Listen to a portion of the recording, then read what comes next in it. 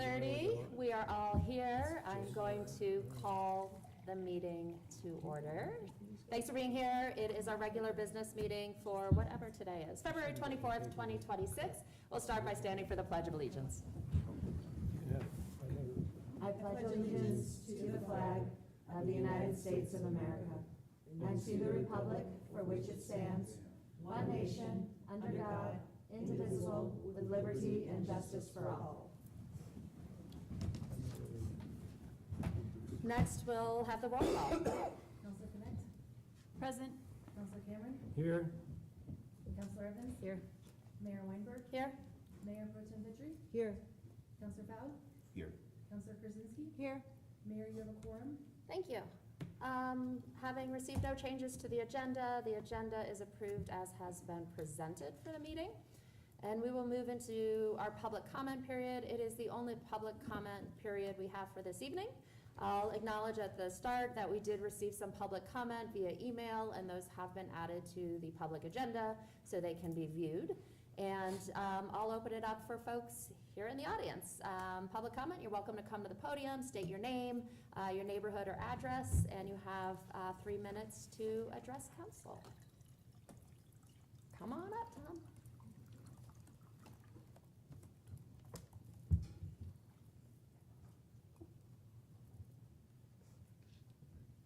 My name is Tom Hoffman.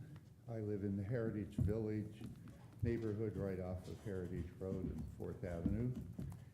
And I'm here today to speak in support of resolution number 3288,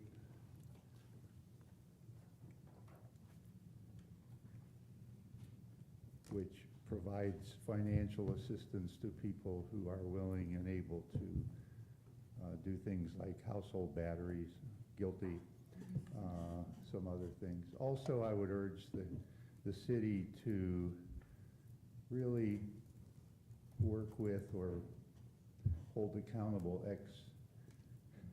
the electric company on what they do, how they do it, and what improvements can be made. I yield my remaining 2 minutes. Thank you. Thank you. Thank you. And thanks for the sign up and thanks for signing up. Next up, we have Donna.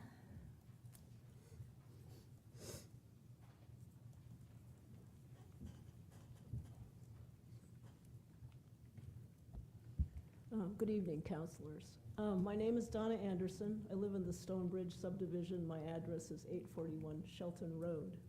I'm here to strongly support the Golden Wildfire Resiliency Code as proposed in the code text as it stands right now.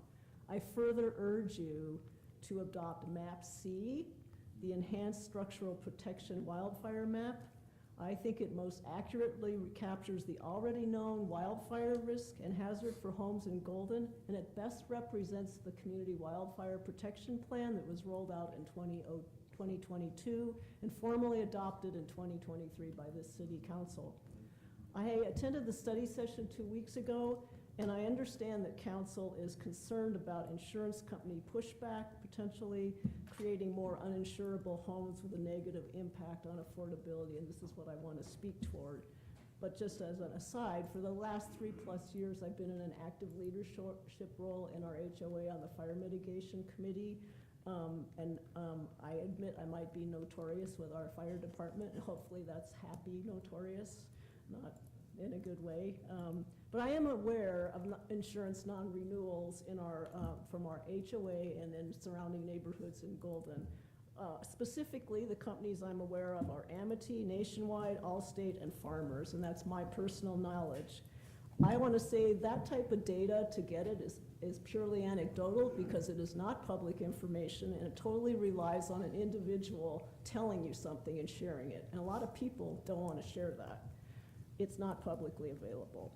So the stated reasons for non-renewal, which are required by law, one statement from the insurance company, include these things. You have high risk in Colorado. You have high risk in your zip code. You have high risk in your neighborhood. There are limited evacuation routes. There's vegetation in your zone next to the house or in your yard that's overhanging the roof. You have wooden home siding. You have unscreened ground level decking. and other types of reasons. You only have to list one, and you have no supporting data to have to do that for the insurance company. But one thing we are really assured of is that insurance companies do not deny coverage because the city acknowledges wildfire risk or adopts a strong future-looking code. And I think that MAP-C fills that strong future-looking code requirement. So I want to assure you 4 things. Insurance companies already know the wildfire risk for every home in Golden and around here. So do federal, state, and local agencies. I've been involved in trying to get community grants. That's public information. It's out there. It's known. I want to say if you're going to try and to measure insurance non-renewals in the city, it's going to be really difficult. I do not know how you're going to do that because the data simply aren't public. And I want to say this too, in our homeowners association, it's been very hard to get homeowners on board in working on their homes and yards.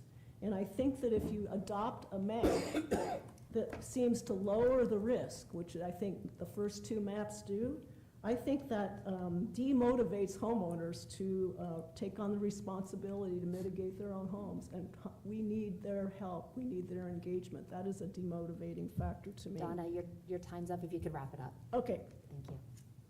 that it? Yeah, if you have I a final just have statement. one more sentence. So I just think acknowledging the real wildfire risk in Golden by adopting MAP-C is really increasing the long-term credibility of the city. So thank you. Thank you. All right. Thank you. And next we have Whitney.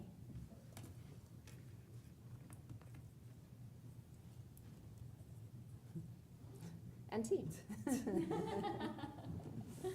Good evening. Can you hear me? My name is Whitney Painter. This is my husband, Bart Sheldrake. We have lived in Golden for more than 20 years. We have run a business here in town for that entire duration as well, and we specialize in solar and battery installation. So we are here to speak in favor of that resolution. I do want to thank you all for your amazing service. Not to mention all of you. Such a bonus to have you in the room to thank as well. It's an amazing amount of time, and it's not just the time you spend at these meetings to get ready for these meetings. And it's humbling because I look around and I know how busy all of you are in other parts of your life. So it's not something that's easily made time for, and we appreciate it. The resolution before you for these rebates is really powerful. You will not be surprised to learn that we have a really special vantage point following the shutdowns in December, because we are able to communicate with the people who are ready and able to put in a solar system, put in a battery. Maybe they already have a solar system. I mean, we've had a really remarkable sustainability initiative in this city for a long time. I served on that board for 10 years. And so we have a lot of solar in this town. And so it makes sense for a lot of those folks to put on batteries, but not all of them can. And there's a huge gap that's developed in that market because there was a federal tax credit that really helped middle income folks, not the top of the top earners, the middle income earners who are working hard jobs and trying to control their utility costs. That tax credit went away last summer with a lot of other things and a very big piece of legislation that shall remain unnamed. And this is a powerful step of leadership where the Sustainability Board and the City of Golden are stepping forward to say, we're going to be the first community in this state to try to fill that gap. I think it's something that others will take note of and will pay attention to in saying it's a reasonable, tangible way to keep moving along with some of these issues that are otherwise slipping from our grasp due to federal policy. And just one other really quick thing is sometimes we forget that shutdowns don't always occur when it's warm out, like it did in December. We lucked out there. So these battery systems can be really fundamental to health and well-being, especially for folks with medical equipment. So it's not purely a luxury. Thanks. Thank you. Thank you. And I strongly agree with Whitney on most things, including this. Thank you. Thank you. Anyone else for public comment? All right. I will close the public comment period. Thank you all. Thank you all for being here. We are talking about those items further in our agenda, so we will have lots of time for council consideration, and I hope you can stay for that. We'll move on. Council, was there any specific response at the time, or save it till we talk about the items? No, but I have a rules question for discussion of the consent items. Did you, We'll You were- get to that. okay, there's still time for that, I just want to Yep. make sure. Yep, Because no, we we're already, good. because Yep. we already approved the agenda. That's, Yep, no, we'll get to that when we get to consent. okay, great. Anything, before we move on to council comments, new business? All right, we'll move on to the next, and I always start on this end, so. Counselor, anything for, comments or new business? Yeah, so we have our planning meeting last night, and going forward, we have a lot of really cool ideas that we want to bring to communicate with the public and have meetups and get to know each other. So stay tuned on what we're going to do there, and all three of us, District 1, Ward 2, and Ward 1, will be planning some things together. So stay tuned and find out. Excellent. Councilor Frye. Yes, very quickly, again, a reminder around the Hunger Free Golden Empty Bowl tomorrow, Wednesday, the 25th, starting at 5 and 6. If you haven't made your reservation yet, you can still go to the website, click the right button, and make the reservation. Also, just Donna and John kindly sat with me for maybe 2-3 hours yesterday morning, and we had a great conversation around wildfire management. So thank you for that. Quick reminder, our next Coffee with Counselors is March 7th. That's Saturday, 10 a.m. We'll be at the Community Center. Our topic is demystifying community engagement, and our communications team will be there. Thank you. Just a reminder for everybody, please, if you're considering wanting to get involved in the city, the applications for boards and commissions are now open through March 16th, I believe. We've got a lot of vacancies and a lot of great applicants so far, so looking forward to more people getting involved and lending your expertise to the city. That's okay. Yeah, I'd like to thank the mayor for her very nice comments at the Colorado Environmental Film Festival. None of us know all the times the mayor's called upon to make introductory remarks, and I know it takes time to pull them together. I really appreciate her tying this to our new Arts and Cultural Commission and including mention of our definition of culture to be at the intersection of art, science, and nature. At least that's what I remember of her remarks.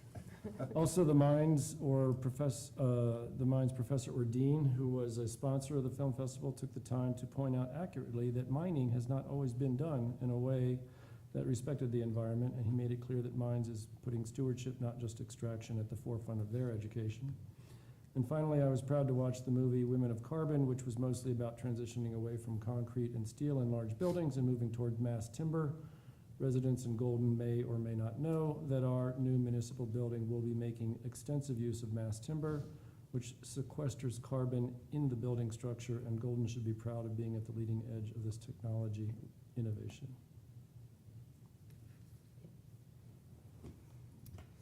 Couple small updates for me, just a couple of reminders similarly. Thank you for covering that. The Docked Bike Share Program survey is now available on Guiding Golden, so if you have an interest in that, I would encourage folks to contribute their feedback there. I was also reminded last night during the DDA meeting that the Golden Comfort and Comedy Festival has started as of last night, so if you're interested in participating in any of those fun events, I think there are still some tickets for shows available. And then I also had a note here about the upcoming State of the City, because it appeared as a surprise on my calendar, and March is closer than we all think. So March 5th. Yes. Yes, and I will echo that plug for the Comfort and Comedy Festival, as I ran into Councilor Evans there last night on the opening night. It was a fantastic event, and I smiled and laughed more in that couple hours than I have in a long time. So a lot of great acts coming in over the next 2 weeks here in Golden, and yeah, I wish them a great success in this first year, and know they really appreciate the support of DDA in making it happen. I also want to just plug the State of the City. It is the same format we've done the last few years, free, open to everyone, and encourage anyone from Golden, not just residents, but folks who consider Golden their home, their place of work, the place where they own their business. It is a great opportunity once a year to find out what we've accomplished in the previous year and where we're focusing our intention for the current year, and really get a high-level view of council's priorities and the city's work, and hope to see a lot of people there. It's always great to see, great opportunity to see community. It's at the Golden Community Center next Thursday, the 5th, and it is starting at 5 p.m. So that's what I've got. Anyone else? Any updates? Any thoughts? No? Okay. We will keep moving on. Next up, we have consent matters. So we had 2 counselors reach out about removing item 7B off of our consent agenda.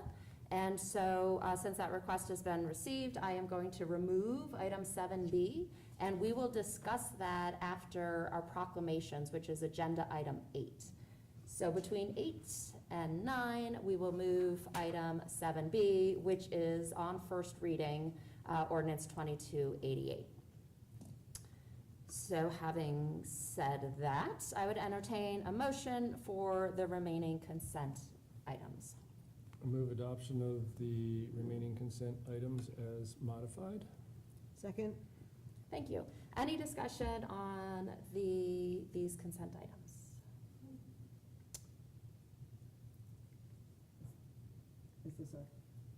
Is this after 7? Or is This is everything else other than 7B. Okay. Yep. Just Yep, a Councilor Cameron. question. I thought there had been some resonance to making use of inflation-adjusted values in the victim compensation fund. I didn't see that. I'll just point out that having a fixed dollar amount is not my favorite approach, but it is what it is. So I'll just reiterate that. Okay, thanks for flagging that for us. We are setting, March 10th for further discussion on the details, so it gives us time to think about that. Thank you. Anything else? All right, with a motion and a second, all in favor, please say aye. Aye. Any opposed? All right, the consent matters carry as they were presented. We have 2 proclamations this evening. The first is Read Across America Day. So proclamation. Whereas National Read Across America Day is a day to celebrate the joys of reading and the ways of literacy has enhanced our lives. And whereas research has proven that children who read and are read to daily do better in school. And whereas the residents of Golden stand firmly committed to promoting reading as the catalyst for our students' future academic success, the preparation for America's jobs of the future, and their ability to compete in a global economy. And whereas the City of Golden has provided significant leadership in the area of community involvement in the education of our youth, grounded in the principle that educational investment is key to the community's well-being and long-term quality of life. And whereas National Education Association's Read Across America Day is a national celebration of reading observed on Monday, March 2nd, 2026, to promote reading and adult involvement in the education of our community's students. And whereas Shelton Elementary is again hosting a Read Across America Day and has been inviting city, county, and community officials to read to students in their classrooms.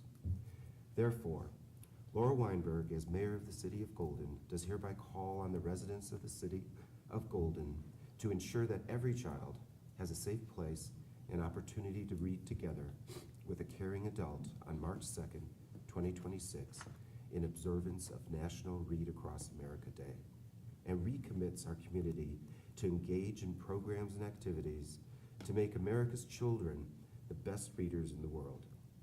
Dated Golden, Colorado, 24th of February, 2026. Thank you. And our second proclamation recognizes International Women's Day. Proclamation, whereas International Women's Day, a global day recognized each year during Women's History Month, celebrates the social, economic, cultural, and political achievements of women, and whereas the day also marks a call to action for accelerating gender parity, and whereas the 2026 theme of International Women's Day, Give to Gain, emphasizes the power of reciprocity and support. When people, organizations, and communities give generously, opportunities and support for women increase. Giving is not a subtraction, it's intentional multiplication. When women thrive, we all rise.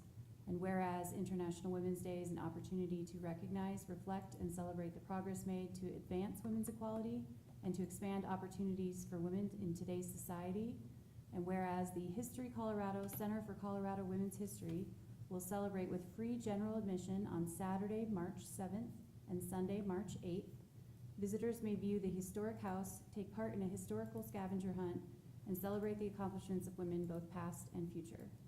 Therefore, Laura Weinberg, as mayor of the city of Golden, does hereby recognize March 8th, 2026 as International Women's Day and call this observance to the attention of all of our residents. Together, let's forge a more inclusive world for women. Dated in Golden, Colorado, this 24th day of February 2026. Thank you. Next, we'll move our agenda to consider what was previously item 7B, which is first reading, consideration, setting a public hearing for a second reading and public hearing for ordinance 2288, which is regarding the historic preservation chapter of our municipal code. Yes.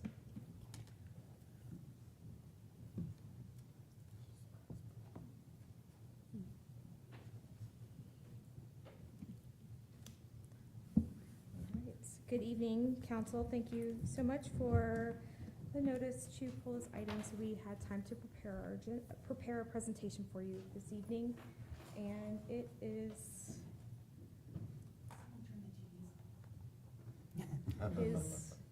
The Olympics were over. I promise I made one. If it's not working, we can.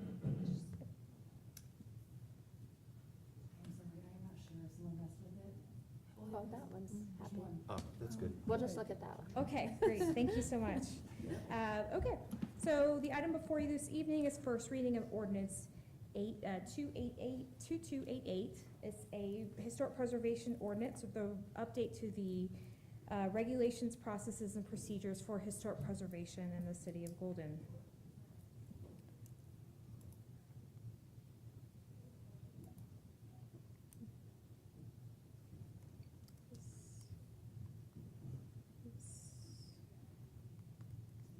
Not working. Can you advance the slide, please? Sorry, thank you. Thanks. Okay.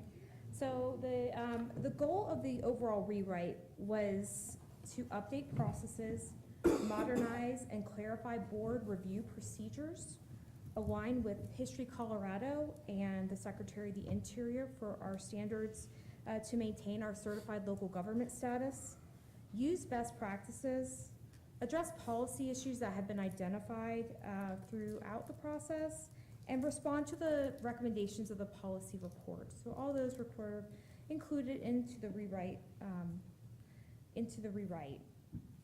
In Chapter 1858, at least the new version, kind of the whole framework was reworked because there were so many changes that needed to occur.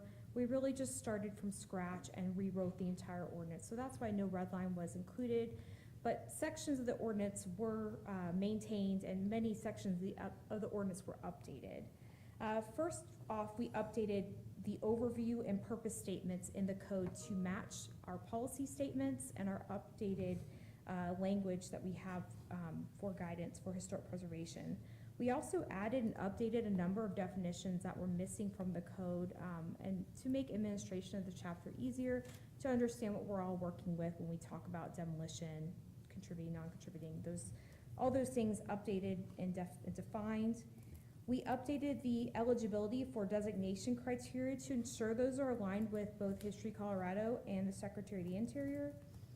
And we revised procedures and review criteria for designation of individual structures in districts, ensuring that both of those had specific individual criteria for review and processes associated with those.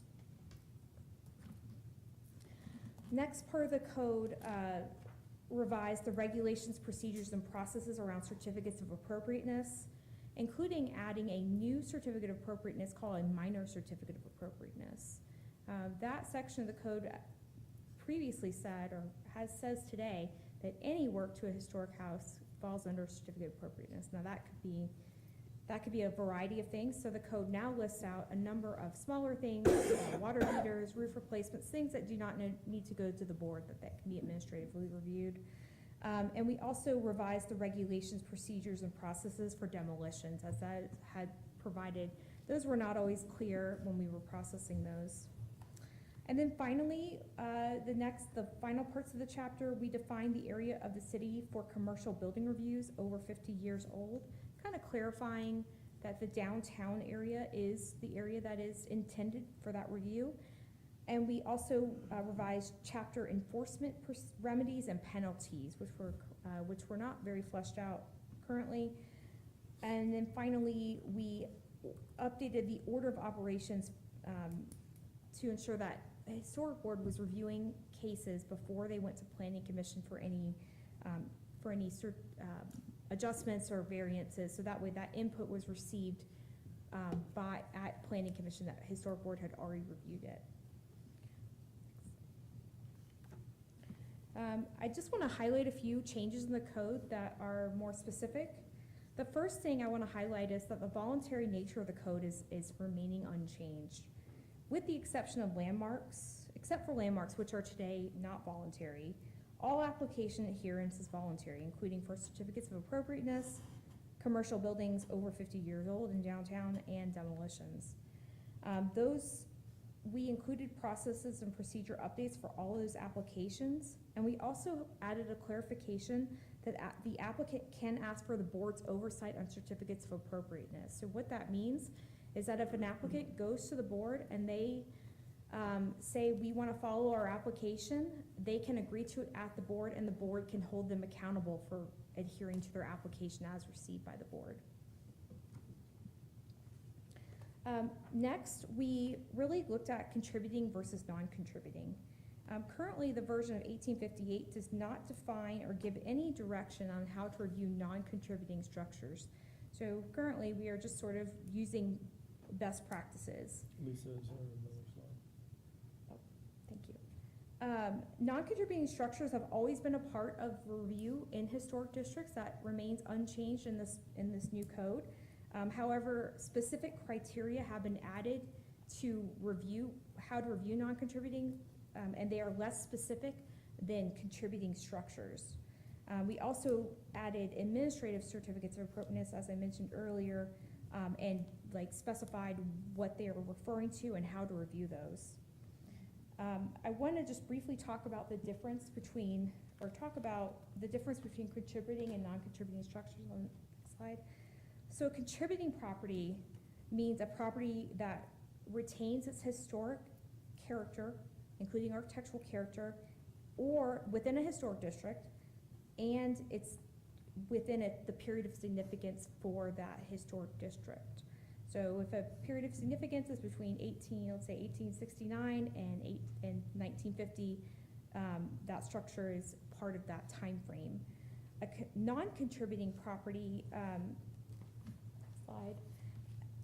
means a property that does not retain that character, or it's built with outside of the period of significance for the district. So I just have some examples here on the slide. That's a currently in the district property that is non-contributing. I also want to talk about on the next, So I want to talk about why we have contributing versus non-contributing structures, because I think it's an important distinction. So the designation of non-contributing can be given to a property for a wide variety of reasons. And a lot of them have to do with our surveys that we have on file for these districts. On the left of the screen, you'll see what we call a windshield survey. A windshield survey is it's literally a page, and it might have one sentence about a property. It doesn't give an architectural style. It often doesn't give a condition. It's very nonspecific. But in our ordinance, or within our districts, we have several properties that are considered non-contributing because they only have a windshield survey associated with them. On the right on the slide, you'll see what a full survey looks like. And our more modern surveys that we receive today look like on the right. They're several pages. They include the full history, conditions, things like that. So over time, we have improved the surveys that we receive, including getting better information about those non-contributing or contributing structures. However, we have hundreds of surveys within our districts, and they are in varying stages of completion or accuracy. So that flexibility of maintaining that review over non-contributing structures and having some review criteria really assists the board in reviewing those structures as they come forward. And in some cases, the non-contributing factors of a property can be reversed. So that's something we always want to encourage. We might have, let's say, we had a case a couple years back where something was considered non-contributing because it had bars on the window. Well, bars on the window can definitely be removed, and that factor is now no longer a factor. And that applicant was able to go through for tax credits because they got their designation removed, that designation of non-contributing removed. Next slide, I want to talk about the land use cases. I mentioned before about the order of operations. And that specifically, we recently had a case where Planning Commission looked at a stone barn off of Cheyenne Street, right around the corner from here. It sits on the property line, and in order to preserve that barn, Planning Commission had to grant it for an addition to that barn. Planning Commission had to grant it a major adjustment for enhanced compatibility. Historic Board had reviewed that prior to going to Planning Commission, and staff and Planning Commission used that factor as one of their findings for the giving that major adjustment and therefore preserving the barn. Next, I want to talk about the revocation process. The current code does not specify a revocation process for inclusion in a historic district or not inclusion. That was a practice that had occurred, but there was no specific language outlining how that should occur or why that should occur. So the current code includes specificity around and direction around that process, as well as a specific hearing process for individual revocations and criteria for that review. We talked about commercial buildings and due to council's direction in September of last year, we updated that language to kind of match the downtown area map, which was found in 1840. And there are associated review criteria that look very much like historic guidelines already there. So we gave Historic Board the ability to review only changes to buildings 50 years or older within that geographic area, utilizing those same criteria that would be used in a review under zoning. So it just sort of made the process easier and the review criteria the exact same. And this is the map of the area. It kind of bounded by Highway 58 and 14th to the south, bounded just north and east of Washington and Ford east, and then over to the commercially zoned areas within Arapahoe, 10th, things like that. So in summary, the code updated regulations, it refined process details and clarified procedures for the most part in all these categories.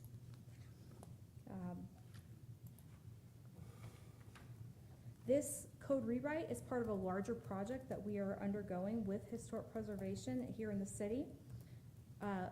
This time last year, City Council adopted the policy study report, and with that being adopted, staff began the rewrite of this chapter and is bringing it forward at this time.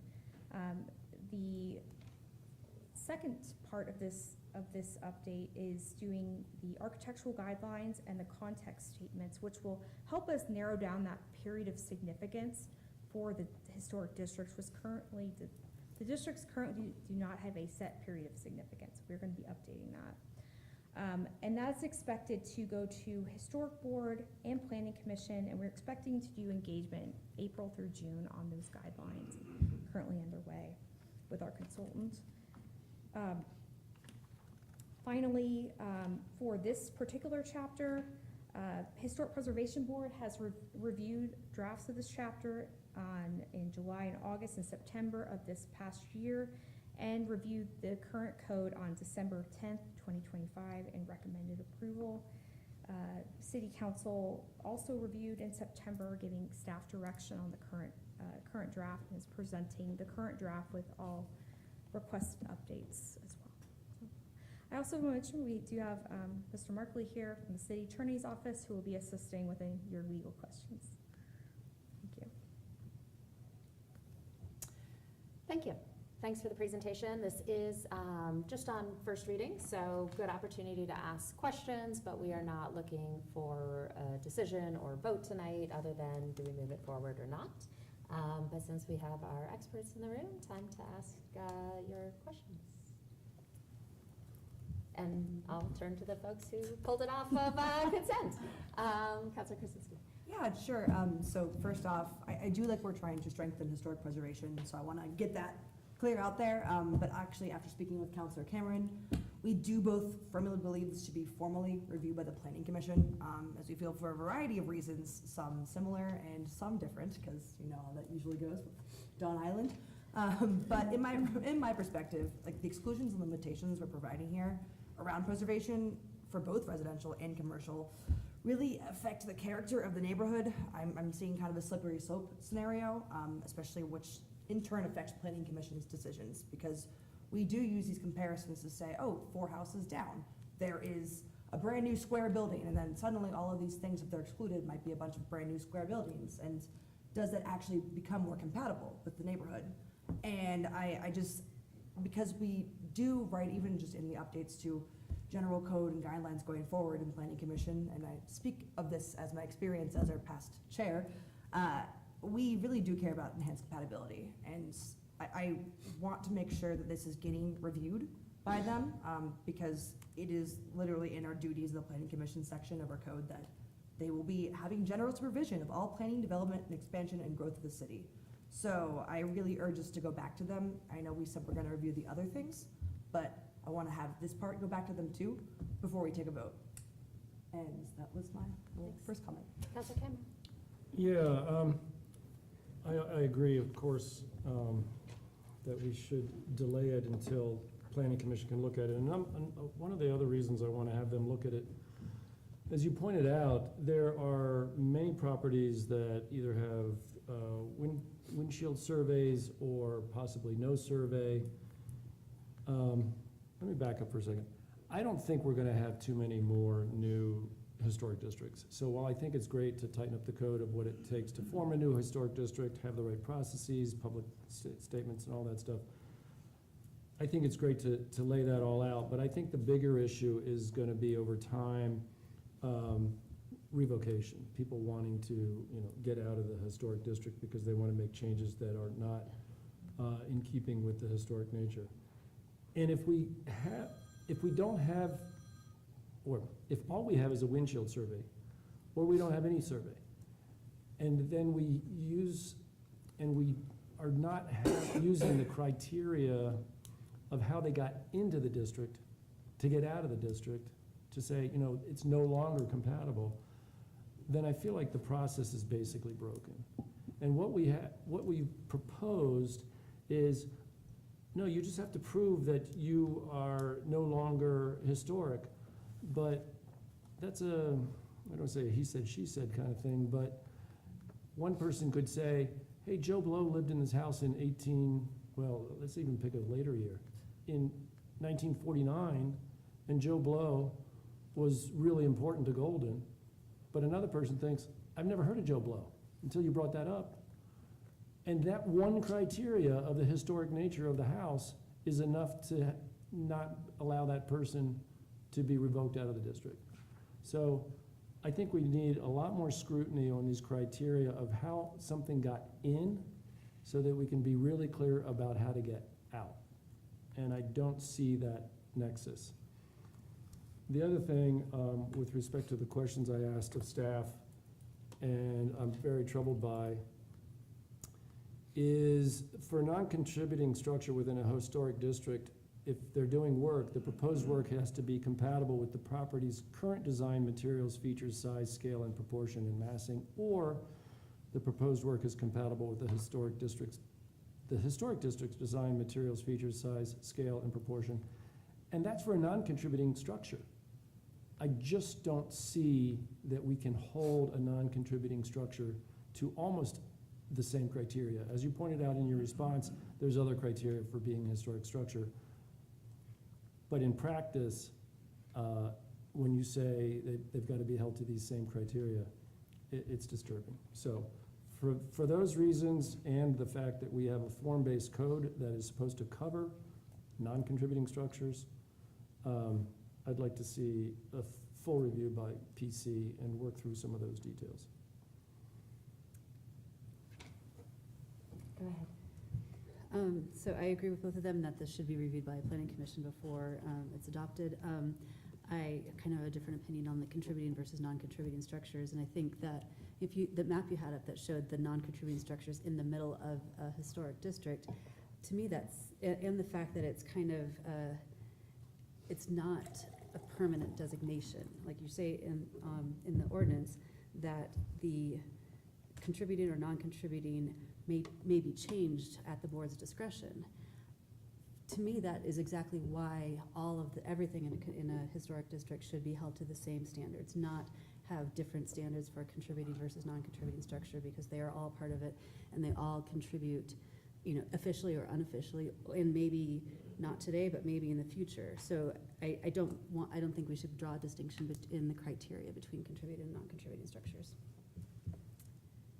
I'm gonna weigh in, and then anyone else who wants to raise a hand and weigh in. I appreciate that 3 of our counselors served on Planning Commission and feel very passionate about our zoning code and process, and want to thank you for bringing that to the attention.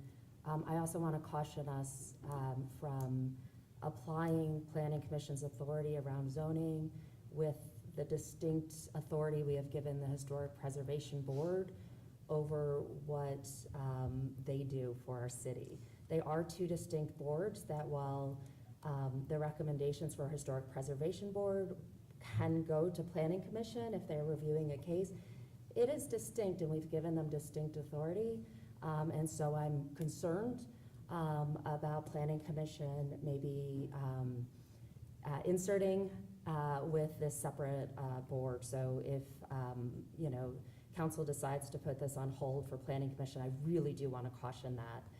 We have had this board reviewing it, working on it, with plenty of community input, with our input last year as well.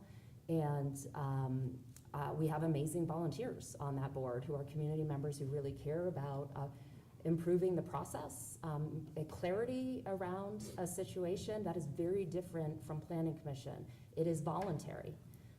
It is not a strict, you are held to the decisions of that board, and so it is very distinct work. And I think our existing board has done a phenomenal job working through this over the last year, and really appreciate everything they did and their unanimous approval to move it to council.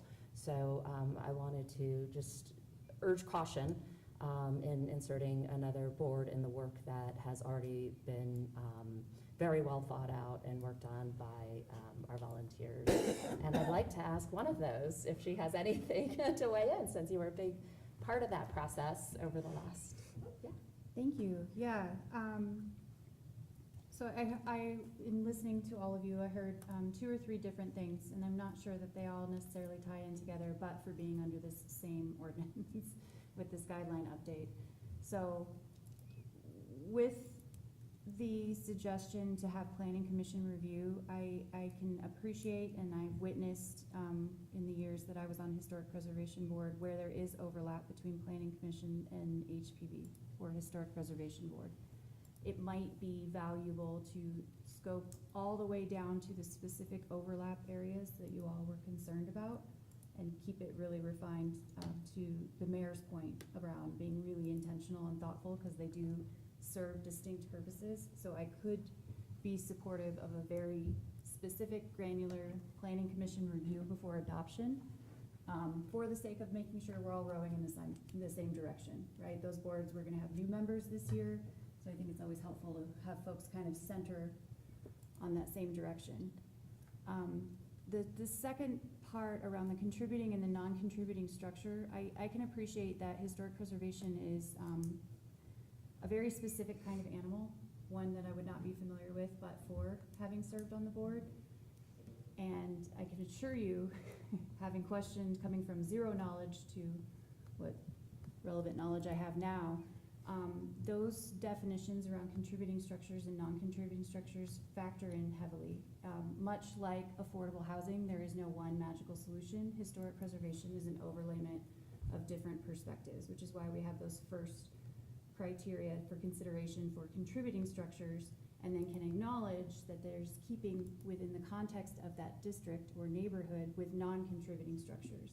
And that's kind of the self-regulation method for folks who move into and out of the neighborhood, to have an opportunity to both inform how those neighborhoods evolve, but also still adhere to what was originally, however long ago that the district was formed, intended in that preservation aspect. So I don't share the concerns around the contributing and non-contributing structures. Again, that's coming from my history with Historic Preservation Board. I can appreciate with the partnership with Planning Commission where that might be valuable in a very scoped, granular way. But we're really operating from, I mean, the Department of the Interior to the State of Colorado, History Colorado, all the way down to how that materially affects our historic preservation program, all the way up into like the certifications that we follow. So having all of that knowledge that I would not have had but for serving, I am extremely comfortable with pushing this forward, much like I voted on HPV in December of last year. Thank you. Let me hear from others who haven't spoken first, and then we'll go back around. Oh, thank you. I agree with the mayor. I think HPB has done a great job here. We know it's been very thoughtful. It's been in the works for a year.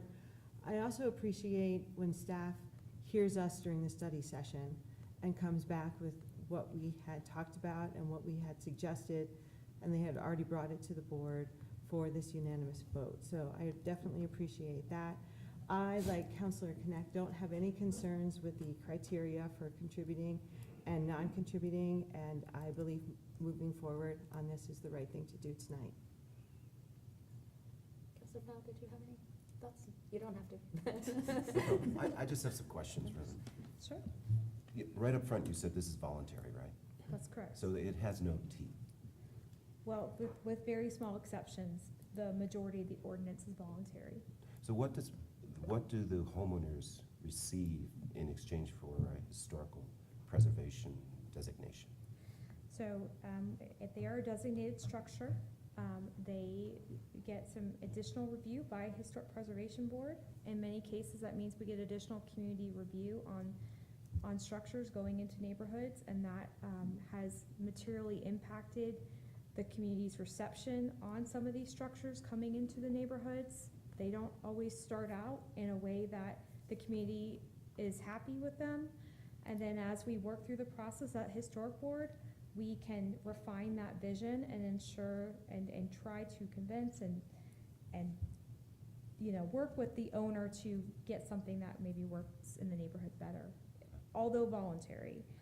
As far as if they're renovating a structure, repairing a structure, that property, because we follow the Secretary of the Interior standards and History Colorado's guidance under our certified local government status, our owners in the city are eligible for state tax credits. Okay.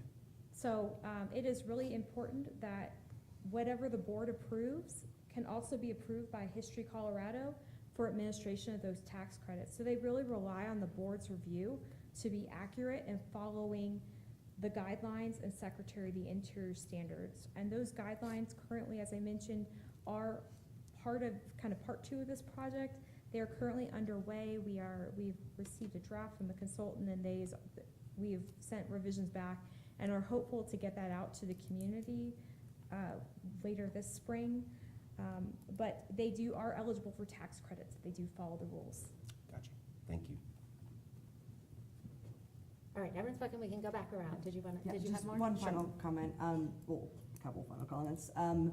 So I would really urge everyone to look at section 2.4.4.070, duties of planning commission, which goes over exactly why I think this falls within the purview.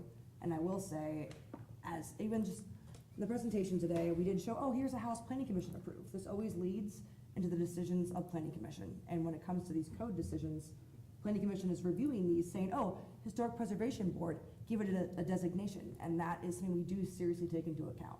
So if we decide to exclude people more and more and more, we honestly want to be like, well, is this going to affect things? It's going to affect the overall character of the neighborhood. You put a house dead in the center and we say, oh, you're excluded, it's fine. How does that change things? And I think having an extra review when it falls in these criteria that we do take into account when approving would be helpful, because like I worked on the sustainability code mixed with planning commission, they do overlap, and times when they overlap, I think we should be working together. And yeah, that's just kind of my final piece. And yes. I just want to ask a clarifying, because I'm not sure I understand what you're asking for. Initially, I thought you were asking for planning commission to review this ordinance and the code language change. But now I'm hearing perhaps that planning commission has a role in the process to review cases? Or did I'm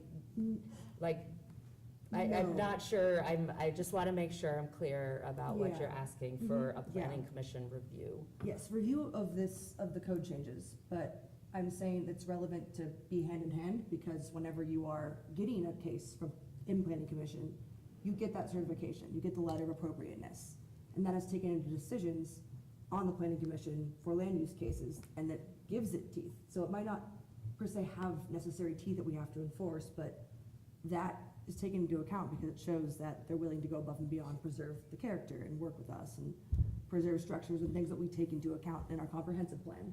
So Okay. Did that answer your question? Sort of, you want them to review it, but not to add planning commission into the process of, No, Okay. no, just to review to see this. what's in Yes, here. yes, but, Okay. yes, Okay.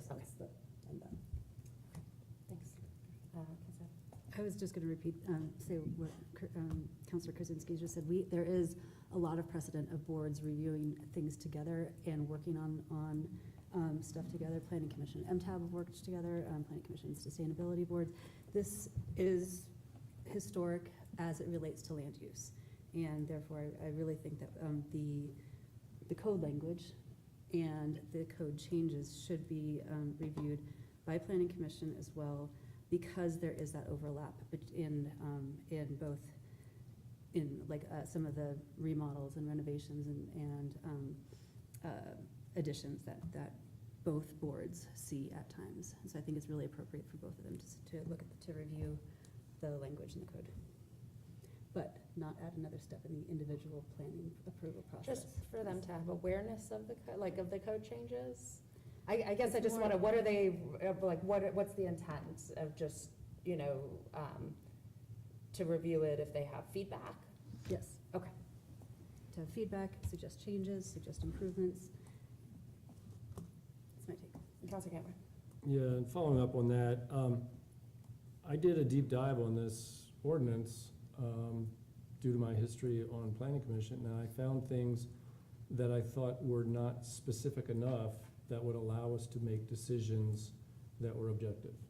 And I'd like to ask the city attorney if any of my questions or comments gave you pause and you agree, and then it would support the idea that a second set of eyes that look at this kind of thing, like planning commission, would add value. I mean, if it doesn't add value, if it's just pro forma, it's pointless.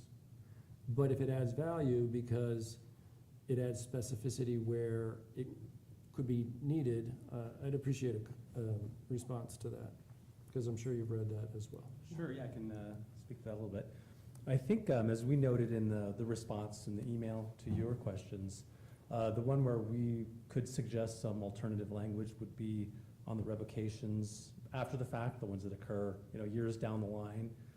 And as you put it, kind of tie that more directly to the reasons it was landmarked or designated in the first place.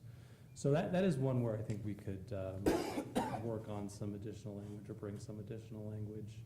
I think I might defer to Sandra and Scott on to how and when we would do that, but.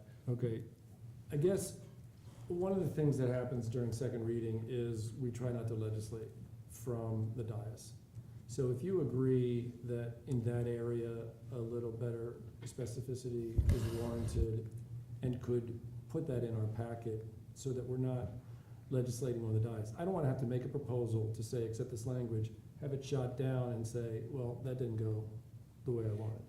I mean, if there really is agreement that it could be better, then I would suggest we make it better. I think we're in consensus that there is one section that could be tightened up, and we can certainly bring back language for consideration in second reading, and it's actually something we've already worked on, so it's something that we can certainly do and take a look at if council is interested in that. We can absolutely do that. I appreciate that. And while I have the floor for a second, the designation of a historic district, it seems to have a timestamp on it associated with whatever the state or, basically the state or county rules are around historic designation at that time. I didn't really see a tie between a changing designation landscape and this revocation thing. Like, is it from when the district was put in place, or as it moves along, it's a moving target and the revocation is against a different set of criteria? So I'd like to just have that clarified. Is against what criteria are we doing it? Sure, well, I think as we have drafted it right now is that it would be against the new criteria. But I think if we are able to address your point about having to disprove every possible criteria that exist, if we can tighten that up, I think that will become maybe a moot point. It just won't be as subject to the changing laws. It will be more tied to specifically a district's significance, its era, things like that. Okay. And those shouldn't change too much over time. All right, finally, I really appreciate your willingness to make some changes, but I'm just one person who dug a little deeply, and there might still be some value of having PC review it and also find areas that may give them pause and that you might realize could be better. So again, I would just push for that. Yes. I think I might be the last one to go, at least in the latter back half.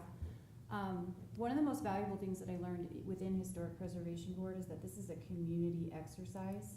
I've been party to conversations where folks have said, we want more teeth. We want HPB to have more teeth, like Planning Commission, and other folks who get a little leery and say, hold on, let's be thoughtful before we start mandating what people should do with their personal property. So that's why they turn into more community-based conversations, because I have always been of the opinion, I'm a little concerned about the appropriateness with a voluntary opportunity like historic preservation for there to be too much teeth or too much oversight. It's different when it's our planning and our zoning and our building code.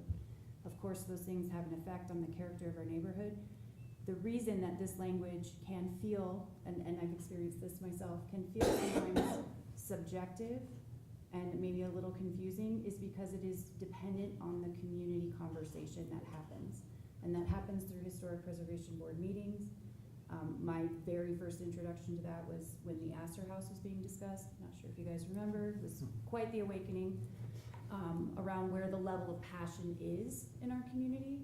So leaning on the voluntary portion of it, yes, there are benefits and tax credits, but it really is, to me, an exercise of that district or that neighborhood or that section of the community coming together and coming to some sort of, not necessarily unanimous agreement, but shared consensus on the desired context of whatever's happening in their neighborhood, be it a demolition or a modification or potentially a demo and a new build.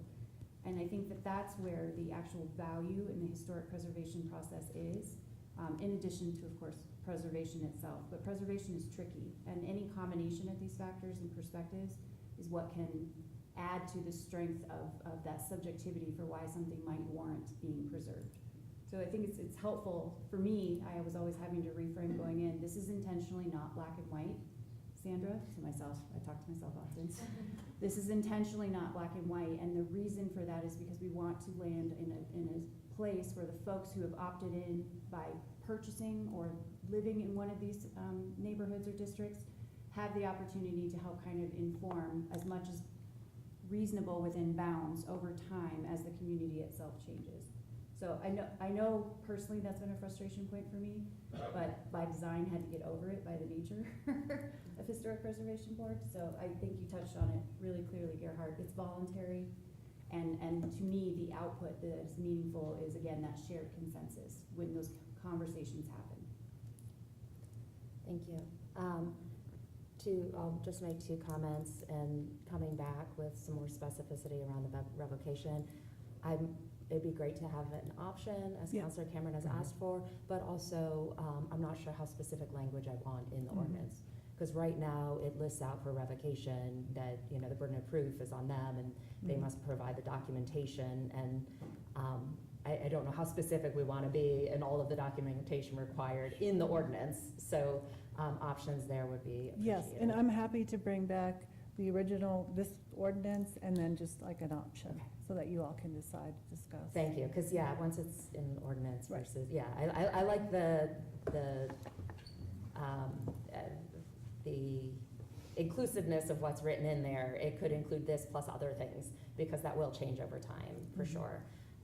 The other thing I just wanted to make mention, and I don't know if it's in the existing code, but I really appreciated at the start of the ordinance, the listing of intent, purpose and intent, and really speaks to what Councilor Connect said, that it's to draw a reasonable balance between private property rights and the public interest in preserving our cultural, historic, and architectural heritage. And I think that, and that we're carefully weighing with alternatives. So I really like having the intent in there. I think that's a really valuable add, along with other process and procedural pieces that have been put in there. And I appreciate it's subjective.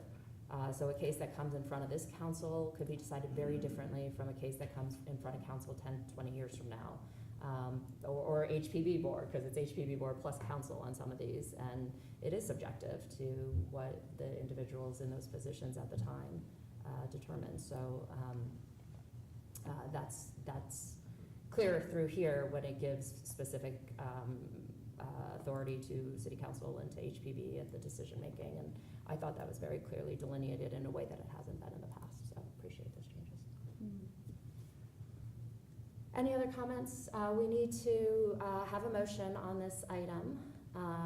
And the original motion was regarding second reading and public hearing, but certainly can entertain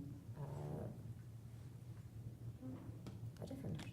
Mayor Weinberg, if I may just make a point of order about if it is the decision of the council to refer to planning commission, we would want, as far as time frame, we would be able to, the soonest we will get to planning commission is in April. They currently are working on the comprehensive plan and have very full agendas. And then we would want to bring that back to historic board after planning commission to look at those, if there are any changes or recommendations. And that would occur the soonest in May, and then we have a brand new board in May. So the timing is a little, we just would need to be very particular about the timing, and then we could probably get back to you all in probably about June, would be estimated timeframe. Thank you. Everything going great, right? Would someone like to make a motion? I move approval of ordinance 2288 on first reading and scheduling of the second reading and public hearing on March 10th, 2026. Thank you. Is there a second? I'll second. Thank you. More discussion before we vote? So, can we add an amendment sending it to planning commission, or would we have to vote down the current? You'd have to vote down the current and make a new motion. Can I ask a clarifying question? If we are able to have time on the calendar in April with planning commission to review what HPB is providing, there's always the opportunity to amend in the future beyond the adoption of this. And I believe there was a conversation in December where there was, I think I'd asked a similar question, right? And it was all related to that timing because we had a new HPB crew anticipated coming in. And I think the thing that gave us some level of confidence was that we could and would revisit if necessary, pending an additional review somewhere, right? Correct. I think we mentioned this at the study session back in September, but the update of the guidelines and context statements may spur further amendments to this ordinance as we incorporate whatever engagement and changes that the public wants to see in those guidelines. So there is the opportunity in the future to look at this if something isn't, to look at this again. And we do anticipate that there could be changes given the new guidelines and context statements that are currently underway, and that would probably be sometime this year or early next year at the latest. And I can't remember, I know you, an earlier slide, it had sort of that time frame of community engagement. Does that also include planning commission for this next step of the guidelines? Correct. Okay. I would anticipate going to planning commission hopefully in April or May with the guidelines. They will also have a brand new board, so we'll just have to kind of balance out how much we bring to these boards. But I had anticipated bringing the guidelines at that time. If we have the ordinance also, I think that we may have to push back the guidelines a little bit just to kind of give space for these large scale reviews. But we could figure that out, given the direction from City Council. But the intention for the next step after the ordinance with the guidelines and the other context was to go to planning commission and community. And and historic board, so all three. Thank you. Yes. Just want to clarify what you just said, and she agreed to, is that when we get those guidelines, we would be re-evaluating this ordinance to see whether it all meshes well, and that review would include planning commission of both elements? Correct. We don't know exactly what will be in the new guide. I mean, we have an idea, but we have some ideas that we're currently working through with our consultant, given some of the public feedback we've received. And they could, and I don't want to, I'm maybe getting a little ahead of ourselves because we haven't discussed this publicly, but they may incur changes to 1829 or 1840 if they are more zoning based changes. Not to say that, and so that would have to include planning commission if those were recommendations by the public. Or by historic board, or by planning commission. So we do anticipate a community conversation around the guidelines and not closing the door on doing updates to other sections of the code, even including 1858. I would just recommend, since you have that time frame of several months for the guidelines, that intentionally including a presentation to planning commission at a meeting instead of just, community meetings would be a welcome addition to that timeline. Did I hear correctly that the guideline process will likely include updates to this code that we are hearing in first reading tonight? I don't want to say for sure. We're not far enough along in the guidelines yet, but there could be changes given whatever community engagement or community that may say, well, we need to incorporate another review standard, or we need to incorporate these guidelines properly. So they may, I don't think it would change the overall structure of the code, but it may change elements of it and how it integrates into the review.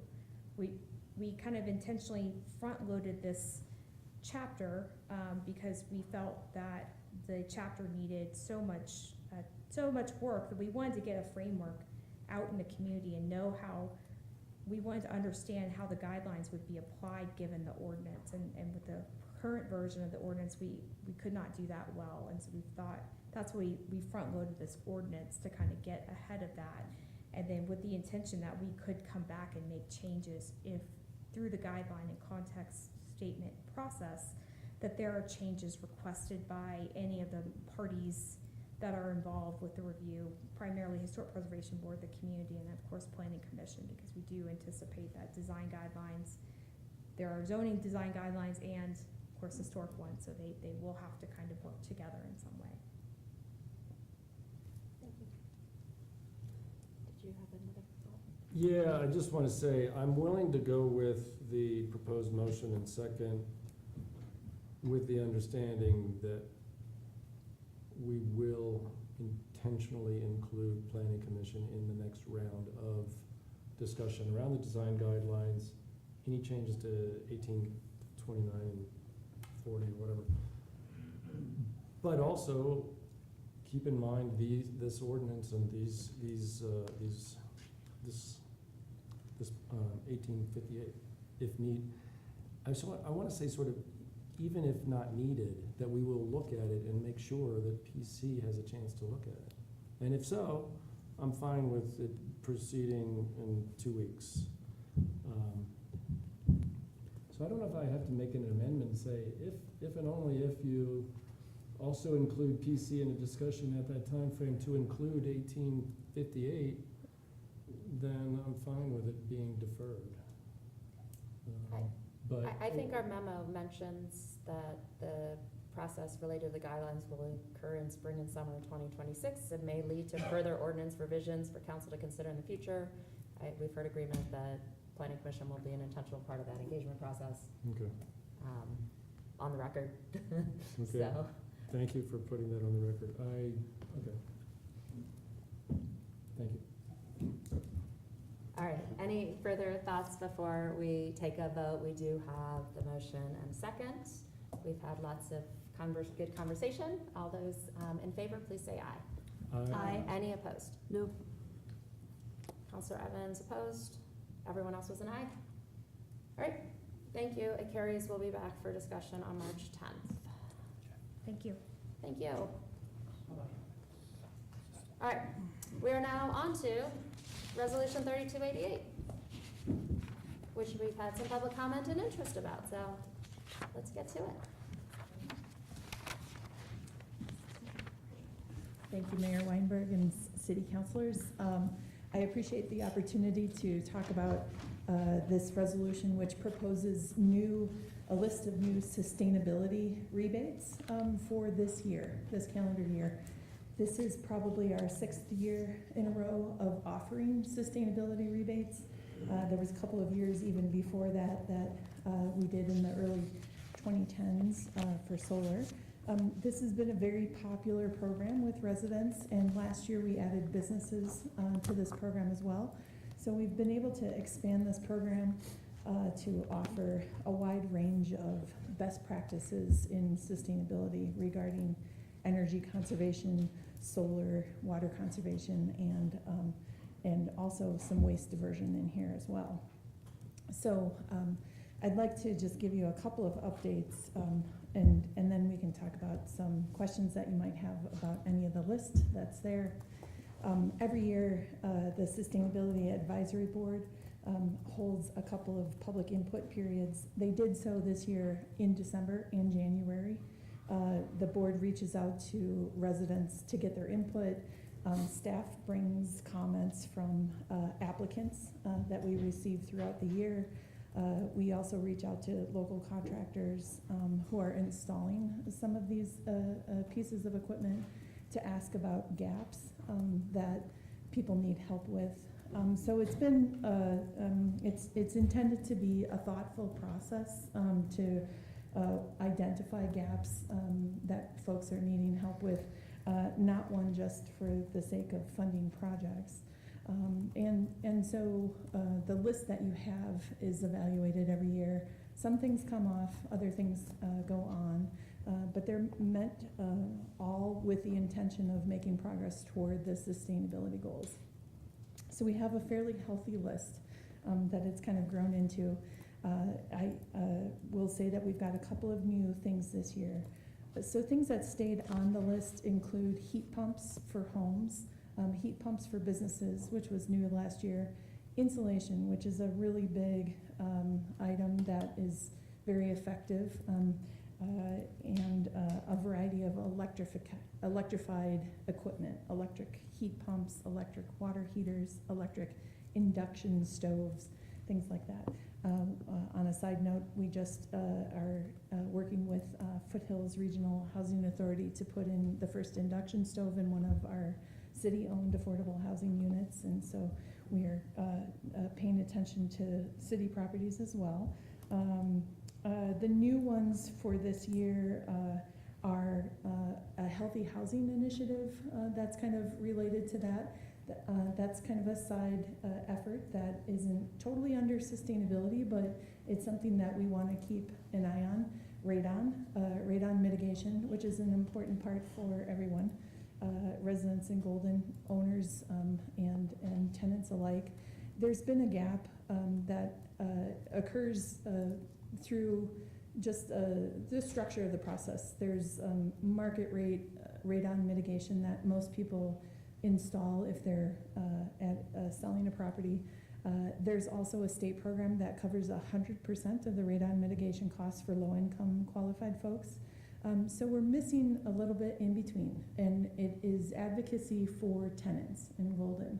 Tenants who may not be able to control any mitigation efforts of the place that they're living in, but that would like to know and understand what the impacts are. So the board was willing to consider a new radon mitigation program that's aimed at rental units. So that kind of fills that part of the gap. $1,000 out of about a $2,000 to $3,000 system.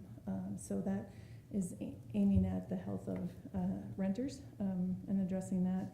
We also have a couple of battery new products and systems that the board would like to give a rebate for. Absolutely, in reaction to the recent power shutoff.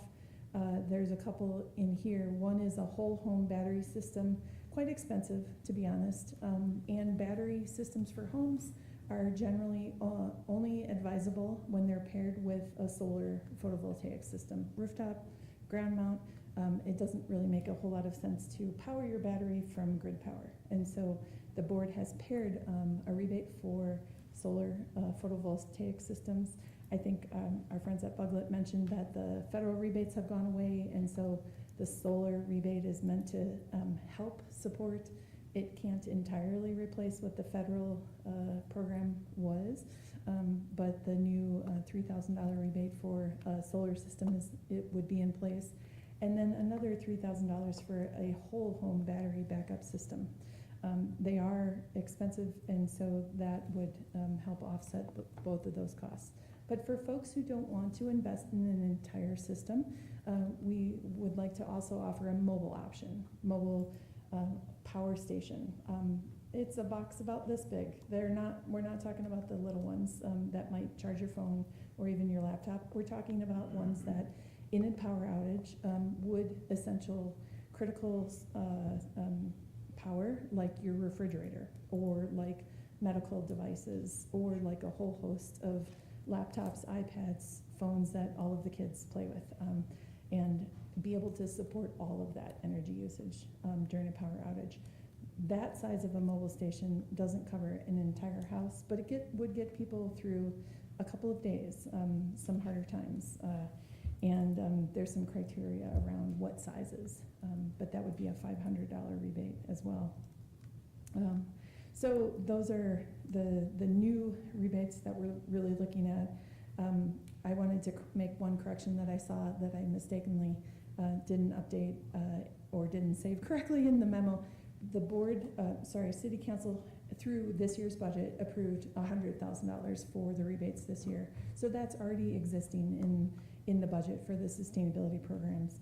And then one last thing is that DRCOG has a grant from the EPA, $199 million that you might already be aware of. It's a regional grant to look at building electrification Staff have been involved with the creation of that grant, with the advocacy for Golden residents and businesses through that grant for the last year and a half.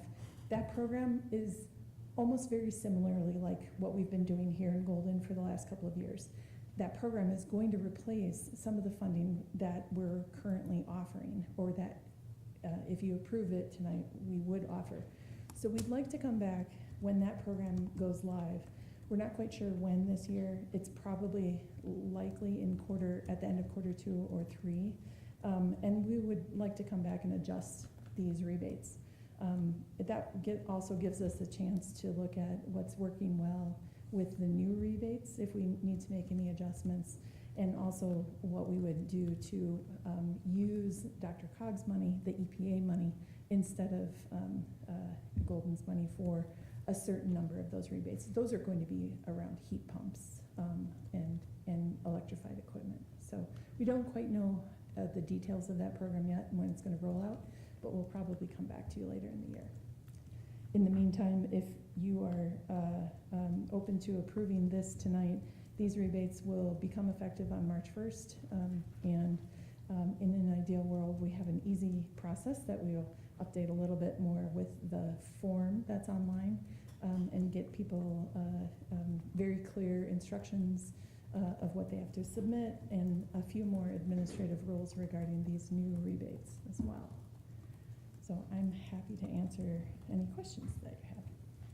Thank you. I just want to clarify, the city budget is 100,000, the memo said 75,000. Yes. Is that, okay. Yes. Just want to clarify for the record. Thank you. That was the update that you mentioned. Thanks. Okay. Yeah, Councilor. Thank you so much. I would like to add that I have been asked multiple times by residents, I've actually sent them over to our sustainability director to, what can we do here to help you if you lose power to your home? And this affects so many people, especially in our city. We have all seen this, and I think this is a really good step in this direction of something that we can do as a city, because we can't control Excel, but we can provide rebates if you do want to have a backup option, because medical devices are important to keep on, and I'm in lots of support, so. Any questions? Because I have a question, but Councilor Evans, yeah. Thank you. So you said we've had commercial rebates for a year. How, I know the residential ones are very popular. How many commercial rebates have we been doing, and are they typically the building owner or the business owner, or some combination? We have had very few. Okay. It's not uncommon during a first year that we need to get the word out a little bit better. But commercial rebates are kind of a different animal. Councilor Necton, we talked about this at DDA last night a little bit more. The scale of commercial is so much larger, and it has the potential to consume a larger portion of rebates. And so when we started last year, we very intentionally only picked a handful of rebates that were quite small. Electric water heaters, pipe insulation, some smaller commercial appliances that might be used in restaurants, or heat pumps. Those are great for tenant finishes, probably. They are probably unlikely to move the needle very much in a whole larger commercial building. So we don't quite have a lot of enough participation. We need to do better promotion, but we also need to kind of seek out, and the board is very interested, and this is on their work plan this year, to have more knowledge of what commercial businesses need. And because it is such a range, we feel that with this, we can address some of the smaller tenant businesses, but there's still this gap of what can we help with the larger businesses. If we don't have one rebate of $100,000 that goes to a single business like Kohl's or Home Depot, what can we do to help move that needle with them? So the board's going to look at that more this year. They will probably come back with some adjustments or suggestions to refine those rebates. But for right now, we started off small, not to overwhelm the budget. Thank you. Thank you, Teresa. Thank you. Great job. I'm thinking back to your very popular meeting, Keep the Lights On. So many people attended. Patty and I could probably take a lesson from you about getting people to attend Coffee with Counselors. You had so many people there. It was great, and you gave a little teaser about this, and there was a little bit of discussion about the batteries and the battery backup. Yeah. And I recall our fire marshal coming up to the front and talking about these batteries and making a few suggestions that these batteries need to be high-quality batteries and not batteries necessarily purchased on Amazon and the like. Is there going to be any sort of restrictions or list of what batteries should be purchased that will be available for these rebates? That's a very good question. I think the bigger point that we are trying to get at is to purchase durable, reputable materials and equipment that are UL listed, that have a manufacturer that is known, might be available in a brick and mortar store, has maybe a direct to manufacturer purchase.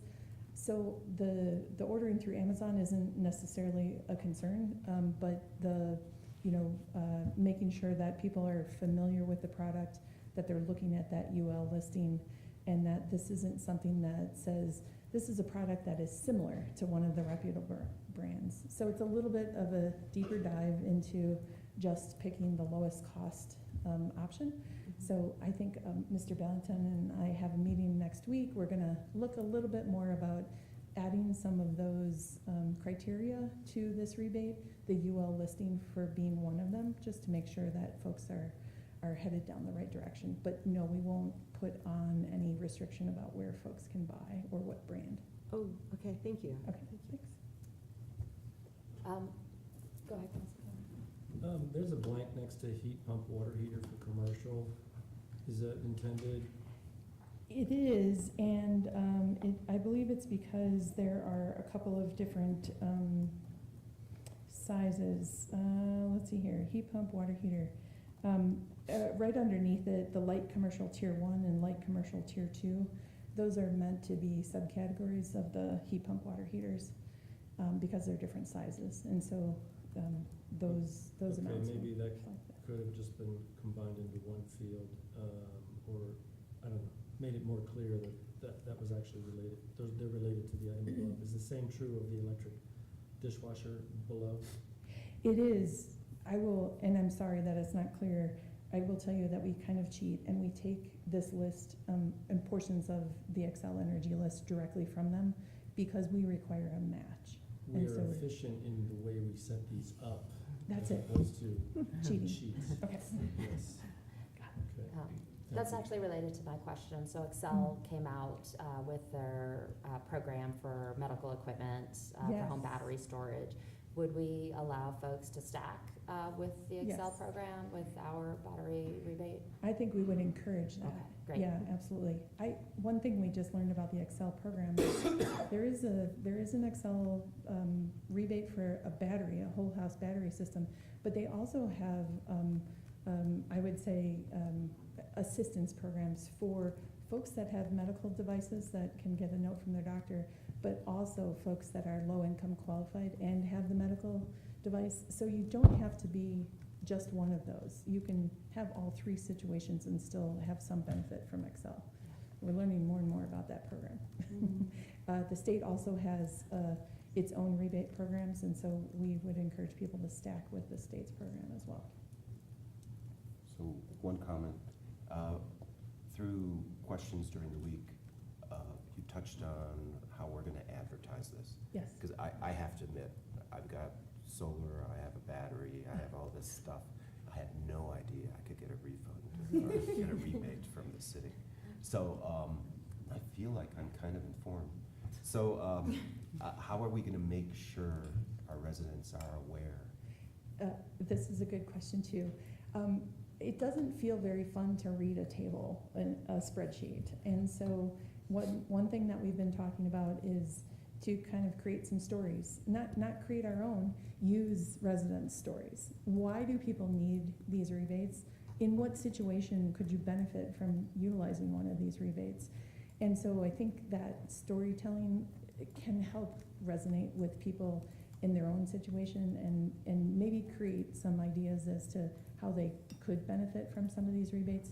Otherwise, just reading them on a table isn't so much fun. And so we're going to do a better job of getting those out in the Informer, in the Highlights newsletter, on the website, doing some social media around this. But we want to use real people, not just a table. So, in the Informer has to be turned in by next It's week? coming up, isn't it? Yeah, it's very quickly, yeah, so, okay. Well, as soon as you approve it, I would write it on. Touche. So I do think on the website, it would be good to have a safety comment. Okay. During the session a couple of weeks ago, Mhm. I overheard a few things, people jury-rigging things, so we don't want to Oof. encourage that accidentally. No, So right, I think, write your paragraph. right. Thank you. Any more questions before we get a motion and discussion? Not a question, just a supportive comment. I had the benefit of spending time with Teresa yesterday during DDA, as she mentioned, but I've been excited about this since we met and talked about it when I was onboarding before swearing in, so I'm really happy to be here and to get to be a part of this with you. And thank you for all of the consideration and the efforts. This, I think it's important to emphasize, this work was already happening before the PSPS in December. So this is all kind of like in service of continuing to do what we can to support ourselves and invest in ourselves. And I'm very mindful that there's a lot that happens behind the scenes. So appreciate the effort very much. Thank you. Yeah, and extend that appreciation to the board as well. They worked Please. really hard on this, and I know they've been doing this every year for a number of years now, and they really consider all kinds of things that I would never think of, so. I sure will. Thank you. Yeah. Great job. All right, so would someone like to make a motion on the resolution?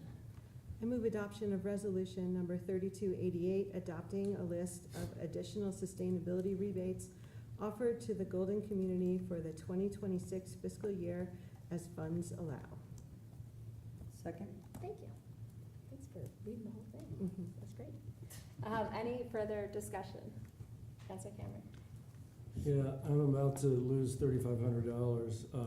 I did not pay attention close enough to this resolution. I'm under contract for a whole house battery backup.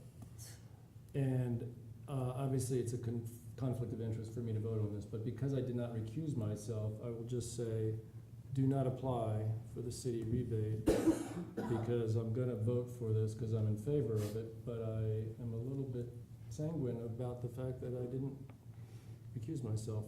But I don't want, the purpose of the rebates is to make things happen that otherwise wouldn't happen. Yeah.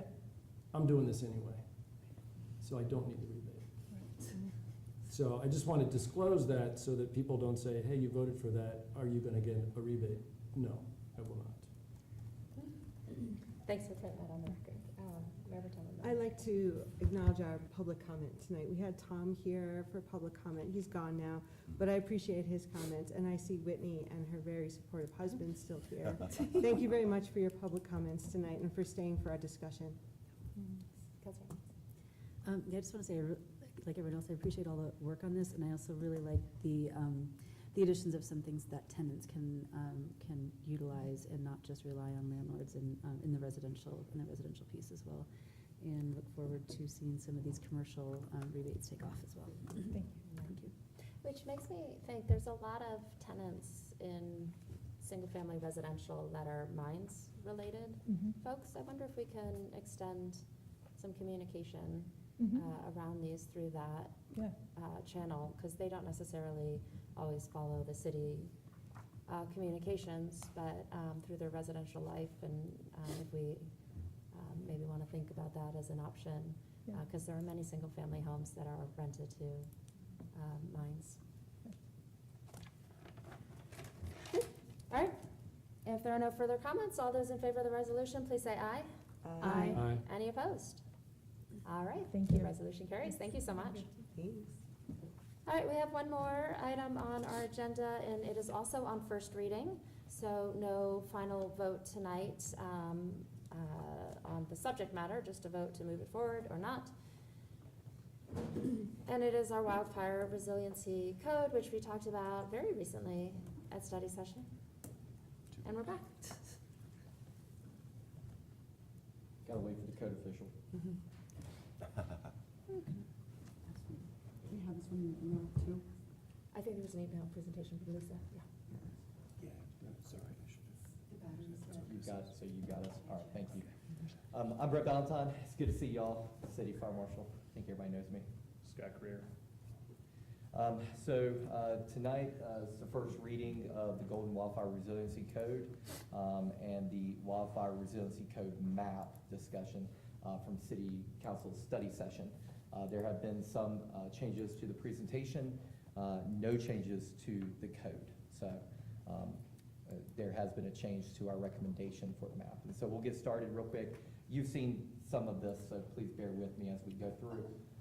We talked about the Colorado Wildfire Resiliency Board. They were tasked by state legislation to come up with a Colorado Wildfire Resiliency Code that would be applicable for adoption by all jurisdictions, all governing bodies within the state, which y'all are one. And it is the intent of this board to create a wildland urban interface code that protects the structures and the zone 1 through 3, which is the defensible spaces around those structures from wildfire spreading into the urban environment. By doing so, they also create a map that code is applicable for. And so we have the state map. This is the timeline. The Colorado Wildfire Resiliency Code was adopted by the state legislators on July 1st of last year, 2025, and they gave governing bodies until April 1st, 2026 to adopt the Colorado Wildfire Resiliency Code or something more stringent than that. So we can make more stringent amendments, which we have done in some cases here. We have until July 1st, 2026, or 3 months from adoption, whichever's less, to begin enforcement of the Golden Wildfire Resiliency Code in this jurisdiction. So, based on the study session that we had with council, that Scott and I were with y'all on, I added a halo around the map that y'all suggested adopting at the time. Yellow halos, those are fun. State wildfire map, map A. Map B was our home ignition zone map, and map C was the enhanced structural protection. To be clear, map A is a direct, even though it was created by our GIS coordinator, that is a direct copy from the state map. So it is representative of the high risk, moderate risk, and low risk that the state has adopted through their map. Map B and C were staff recommendations and at the time. So taking a look at the state wildfire map real quick, there was an update since our study session. I admitted to a mistake that I made, which was leaving out one high risk area, which was Apex Park. Apex Park was changed from moderate to high risk, still class 2 no matter what. So there was no actual real change to the classification, just the hazard. And then, so we have one high hazard, 638 moderate hazard, class 2 properties, and then low hazards 166, which is denoted in the yellow. This is an attempt to encompass current and potential WUI, which is the geographic area where structures and other human development needs are intermingled with wild land or vegetative fuels. It does not, and I think I've made this clear during the study session, but I want to say it again, does not consider Embercast into what may be considered the urban environment. So that's something to note here. Map A is being recommended by staff based on feedback received from council at their February 14, 2025. Should be 2026, by the way, not 2025. Study session, that's all me again. And that, again, was based on a tailored approach by council, wanting to go with the minimal right now with another review in the future of map A to see if it's stringent enough. So that's the comments there from you all, and if I misrepresented that, you can let me know. Home ignition zone wildfire map, map B, no change in high hazards. Moderate hazard class stays 638, and then it adds an additional 400, or it has a total of 491 low hazards. This map is to suggest that there should be a buffer between what the state has offered and what may be reasonably, considerably safe for the urban environment, what starts to become urban environment somewhat. And so it uses the Home Ignition Zone 3 classification from the Colorado State Forest Service. And it creates a 100-foot buffer from the furthest parcel into the city that the state identifies outwards. And so it does add more of a strip, if you will, around, especially in the north where moderate goes straight to nothing. So it added a low risk in the northern part of the city where there was none prior to. This will attempt to slow the spread of a wildfire into the community. So we get to the Enhanced Structural Protection Wildfire Map, Map C. Again, high hazard stays 1, moderate classification does go up to 639, that's a row parcel, that's what we discussed during our study session, and a low hazard classification expands to 1,889 parcels. This is an attempt to prevent what is considered now a wildfire-initiated community conflagration, or WIC, situation within the urban environment within the city, or even suburban environment, if you will. As you see to the west side of the city, that would protect a lot of the neighborhoods or add them into that low risk. So that's map C. A little bit more background into actually what the code is. So I apologize already because you've already seen this too, but this does not apply retroactively unless your illustrious code official, Scott Greer, determines that's an absolute light hazard for some reason, just like every other code allows Scott to do.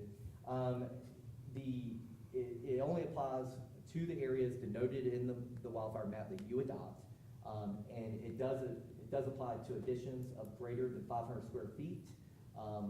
Roof replacement shall comply with fire-resistant roof requirements, and that's regardless of what classification you're in, although all the way up to that high. When reconstructing, replacing, altering, or repairing more than 25% of a building's existing walls, the walls in that zone 1, that 0 to 5 feet, which is critically important to maintaining that defensible space and giving that structure a chance to survive during a wildfire, will have to comply in Class 2 areas only, so that's at moderate and high hazards. Fence replacements throughout the WUI will require permitting when near habitable structures to make sure the first 8 feet are non-combustible materials. This was one of the changes, vinyl fencing we'll get to soon. And the code official has the authority to address a distinct hazard to life or property. I was just bringing that up again for Scott. Economic impact, we've talked a good bit about, and we've considered deeply the insurance ramifications for this, which are still quite unknown. IBHS, which is acronym that it's right there, Insurance Institute for Business and Home Safety, it always gets me, has done some studies that show that it increases the cost of new construction by 2 to 3% to build your house to a wildland urban interface code.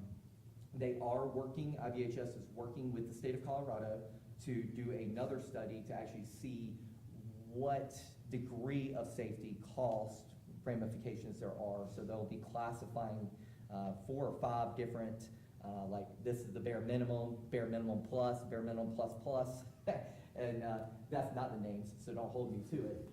But they're doing that study, and we should see the results of that in April. And then House Bill 251182 goes into effect July 1st of this year, and I did get 2026, not 2025 in there. Wildfire risk and mitigation transparency by insurance companies to policy owners, which we're all excited about, actually having some transparency from insurance companies on why premiums cost what they do and what they can do to help drop down the cost and get associated premium discounts potentially for mitigation efforts. So, big win. Staff recommendations are adopt the Golden Wildfire Resiliency Code, which includes Golden-specific code amendments such as removal of vinyl as a fencing material option, like Jefferson County, which is actually just consistent with Jefferson County, including the prohibition of highly combustible plants in Zone 2 areas for Class 2 parcels, consistent with Jefferson County.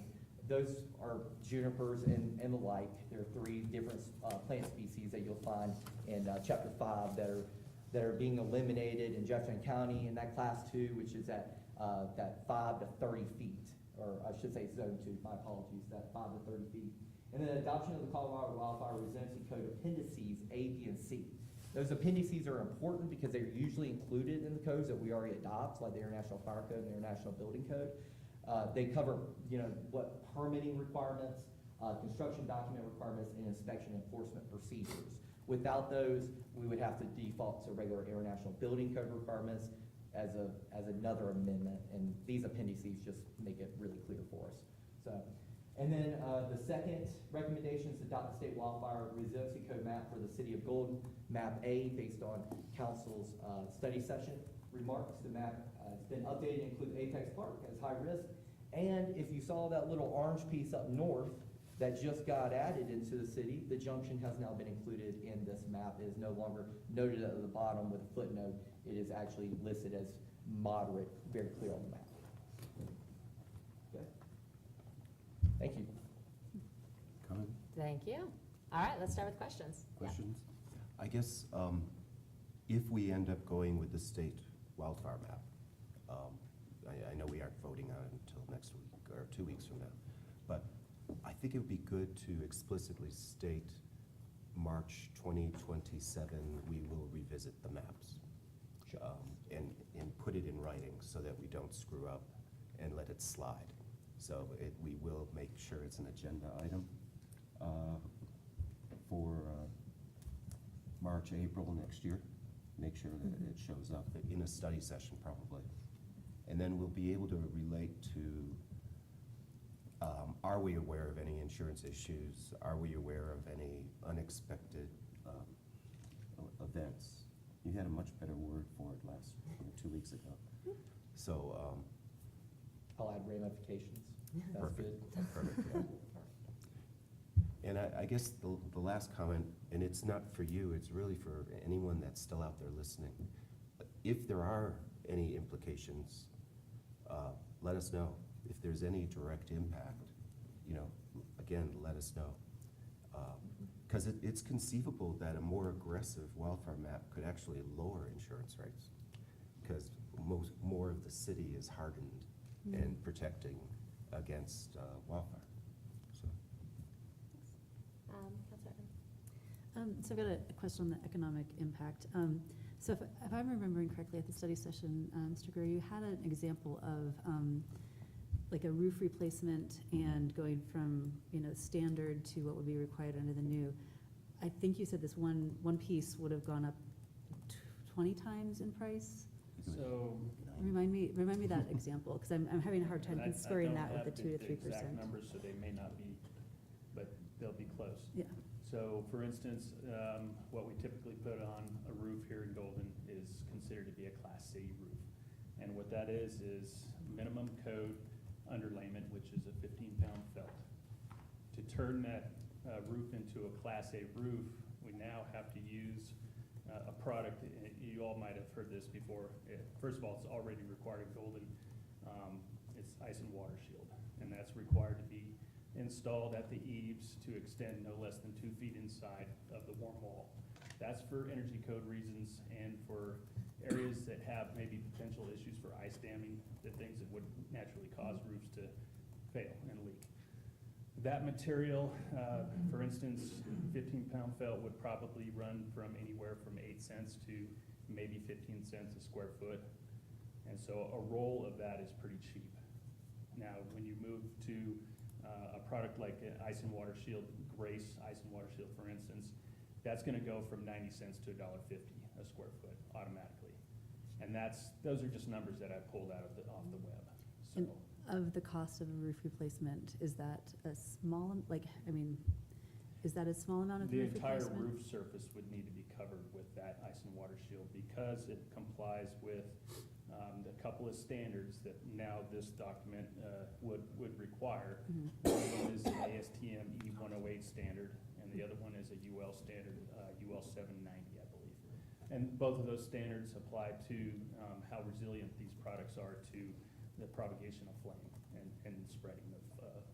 So basically, to meet a Class A, they meet 0 to 25 flame spread, and those products would meet that requirement.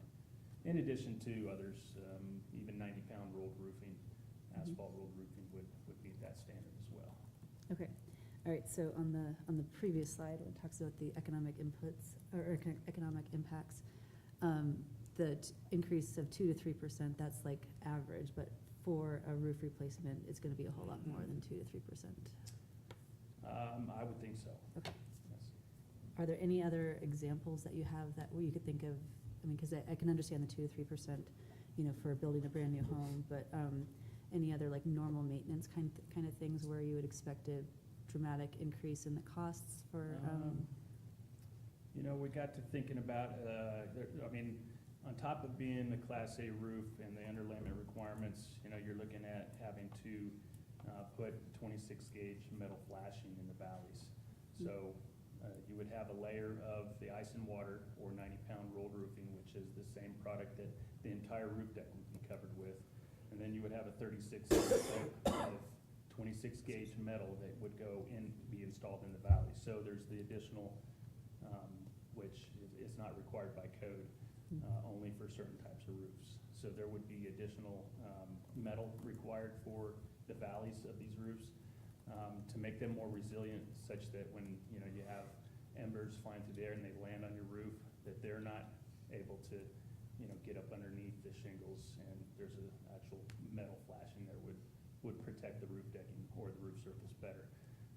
Looking at other things, you know,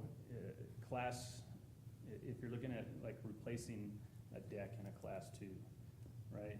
You're obviously gonna be up against using materials that are ignition resistant or that are non-combustible. So all of those things do come into play. How much more a metal deck costs than a standard, you know, dimensional lumber deck, I couldn't tell you, but we do permit them here in Golden.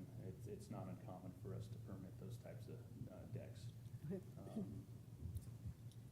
Fencing, any fencing within 8 feet of the structure obviously has to be non-combustible or of the ignition-resistant type materials. After that, I don't think it doesn't care, right? So all of these things are going to add some cost to construction, either by a single project or the entirety of a new home build. And, you know, thinking about, you know, somebody wants to replace the exterior cladding on their home, all the siding, right? So now, if they're in that Class 2 requirement, that siding does need to be of a non-combustible type material like hardy. And quite frankly, that's a very common product nowadays. We see it all the time. So those type of things I don't think will be as impactful as potentially like roofs. Can I just, one point of clarification, you asked about repair costs. Again, this doesn't apply to simple repairs. Okay. So it's just construction Got it. So it would be and replacements.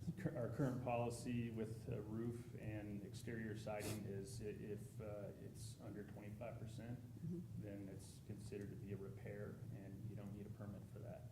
So over 25%, then we look at it applying for a full permit. And not only just repairing the areas, but it's an entire roof replacement. And that's for a one type of roof system. So there are buildings in Golden that have 2 different types of roofing systems. It might be a TPO roof and also like a mansard roof with shingles. But they would just apply to that specific type of system. So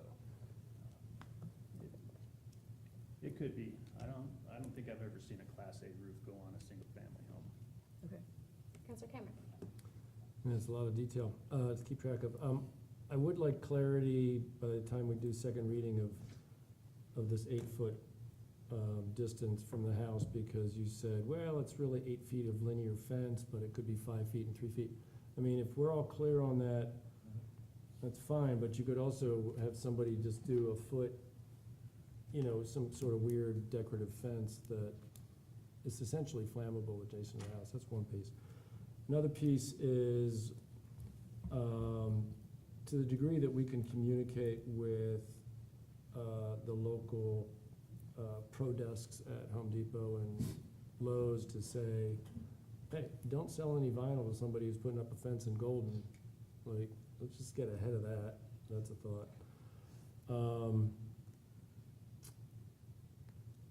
One of the things that you just said about replacing roofs in Class 2 areas, I guess it is, it was in May of 2017 that most roofs in Golden were destroyed in a hailstorm. that's only 9 years out, but I could imagine in about 6 years, we're starting to reach the end of life on, kind of fly-by-night roof replacements. We need to get the word out to residents in those zones that previously did a roof in 2017, that they need to get a big heads up about the requirements. And I don't know how we do that, but it would just be a way to reduce the heat that we might face. So- And to be clear, Councilor Cameron, those Class A roofs are required in Class 1 areas. So that no matter, it's basically going to the lowest hazard is when you are required to put a Class A roof on your home. So to be applicable to all structures in the WUI, is what Scott's saying, low and moderate. Yellow and Right, so I'm just saying that there may be a big need for roofs in in a few years. Well, I mean, I'm certainly hoping that that's not the case, and I don't mean that, it's not meant to be in a bad way, but when that hailstorm hit Golden, it really put us in a bind, staff-wise, and we probably permitted at least 1/3 of the rooftops in Golden, which was around 3,000 roofs. Yeah, I was one of those, and I was required to replace a Class 4 metal roof that had a lifetime guarantee, and my insurer still said, "Thou shalt replace it if you have any internal water damage, we will not cover it." And I was like, what a waste. Anyway, I have a question just about what's in the ordinance. Some of the items, some of the sections, it specifically lists Class 2 requirements or Class 1 requirements. If it does not say that, do we presume that it's for both Class 1 and Class 2? Yes, so Class 1 is applicable in all Class 2, and so that is, it says it, but it's very hard to read. Yeah, there's That's- just some of them that don't say It either. reads like code, so yes, it can get a little difficult, Mayor. Good point. If it's in Class 2, all Class 1 requirements are. And if it says nothing, then it It says- applies to both. Yeah, so, Okay. yes, generally, yes. Because some of them say Class 1, some say Class 2, and some Sure. say nothing. Right, So yeah. I just want to make sure that our interpretation is all the same. Yes, ma'am. I mean, this code is written in, and it's similar to the way the existing building code works. If you have a class, a level 2 alteration, then everything you're required to do in level 2, you're also required to do everything that in a level 1 as well. So it sort of compounds. That part I presumed, it was there's no class listed, is that Yes, ma'am. both? Understood. Makes sense.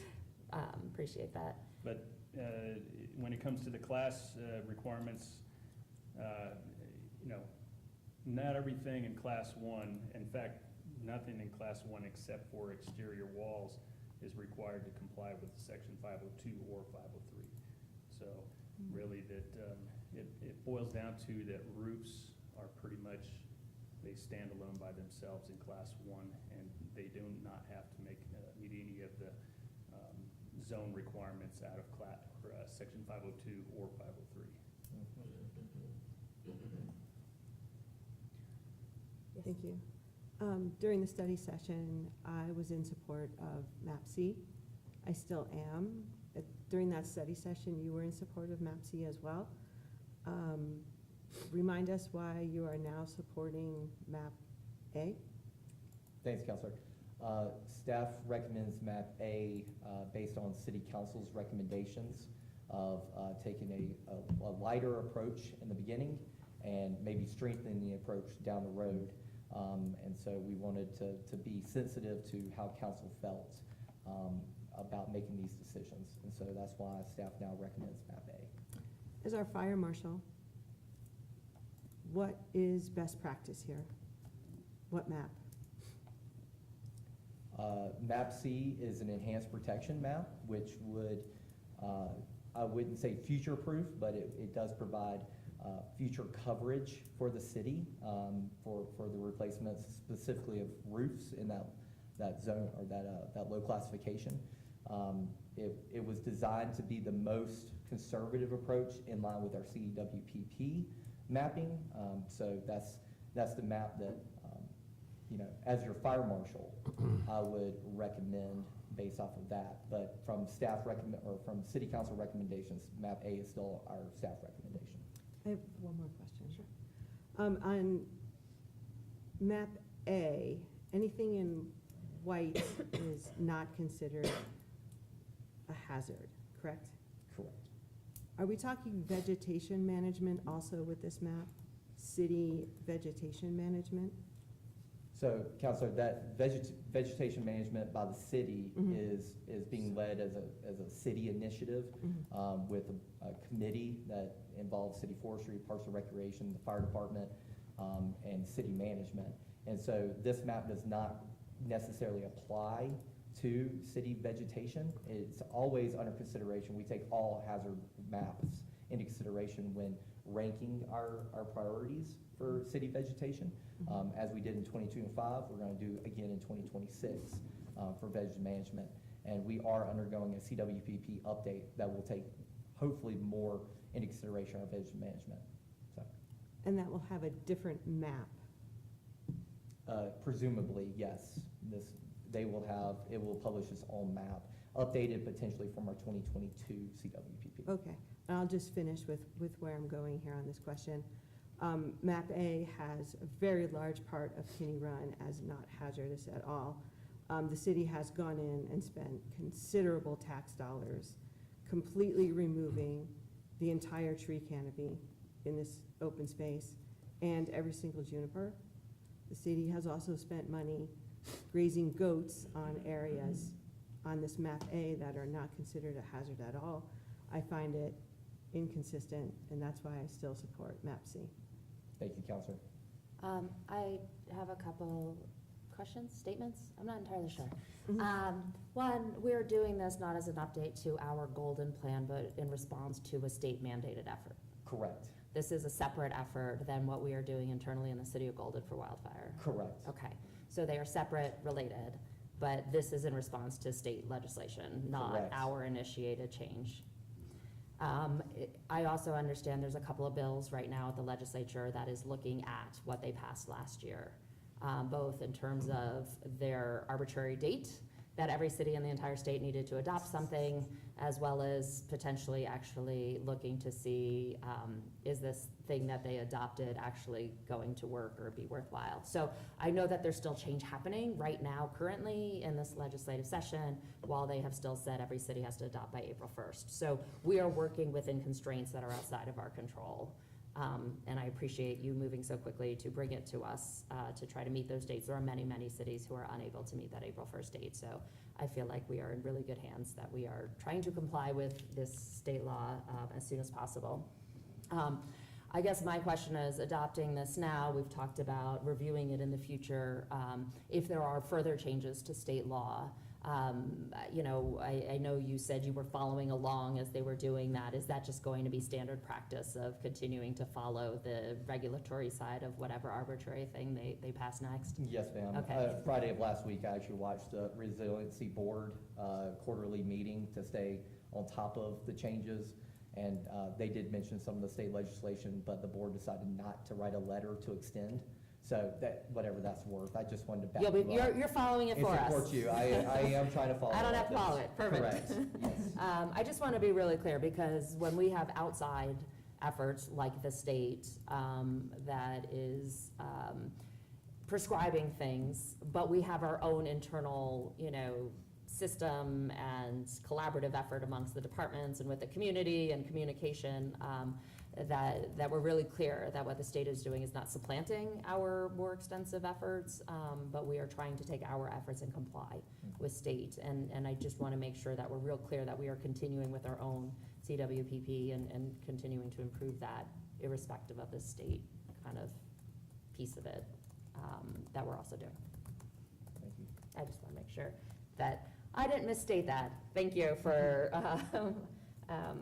clarifying. Any other questions before we get a motion and we can discuss further if we need to? The only thing would be a comment. I traded some emails with Chief Beal around seeing where the wildfire mitigation analysis of individual homes are placed on this map. So it would be interesting to see that we're seeing a lot of people taking advantage of the evaluation in the orange and yellow zones, Yeah. for example. And I agree, that's interesting information. It is also the City of Golden wildfire map, separate from the state. And while it's nice to overlay, we may not line up exactly in a meaningful way to drive policy at this level, just because it's not the same, but appreciate, I would love an update on how things are going with that. But I'm not sure how it overlays with the state map. Yes, Councilor Cameron. Yeah, I want to thank those who weighed in to public comment and also this evening. It is a tough decision to go with map A or map C, but I will say that the map doesn't make us safer. What makes us safer is working on individual homes, working on that fire-resistant area, and as changes are made, updating your house to be that much more fire-resistant. But putting one map or another isn't gonna change anything, essentially. So I would just reiterate that, and also we've already got data that the insurers are using their own maps and their own data and independent of what we decide. So I appreciate the input, and I agree that we should harden our homes across the board because of flying embers, which really, is kind of buried in this whole thing. I'm gonna harden my home, and I'm not in any of these zones, just because that's what people need to do, so that's my comment. Thanks. So we'll take a vote tonight. Again, this is just on first reading. Clearly, there's a lot more to discuss later this year or at some further point around what we're doing as a city and what's happening at the state. So hopefully we can schedule a study session or an update sometime later in the year. Would someone like to make a motion?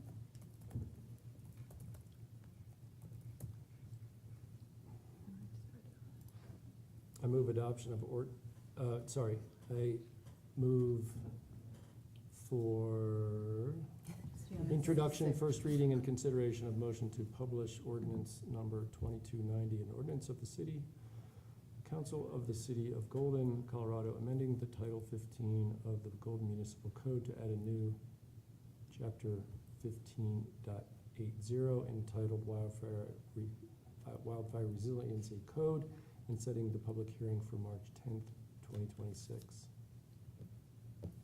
Second. I think I heard all the pieces. First reading, second reading, public hearing. Terrific. Thank you. We have a motion and a second. Any further discussion? Yes. I would certainly like to thank Donna and John for chiming in for their public comments. It is very valuable. I can speak as someone I will be in zone orange on any map. My insurance went up a long time ago. I hardened my home a long time ago. There's certainly a lot of discussion and concern. I appreciate that we have our experts here. It is not a hard decision for me to support this ordinance but not support Exhibit A. I support Map C. I'll be voting no on this because when my fire marshal stands in front of us and recommends what is best practice, that is what I will vote for. Thank you. Councilor Evans. No, I appreciate all of the additional information and, context that we got tonight. My initial thought on supporting Map A was because of that conversation around like the huge increase in costs on the roof. And, hearing your the additional information, it sounds like that's one piece of a roof replacement, but it's not good, that's not gonna make the entire roof replacement increase by 5 times. So that was my hesitation on the difference of the maps of, if someone's expecting, to replace their roof at one cost and the estimate comes in at 5 times that because of our actions, I want to make sure that we're, being very thoughtful about that.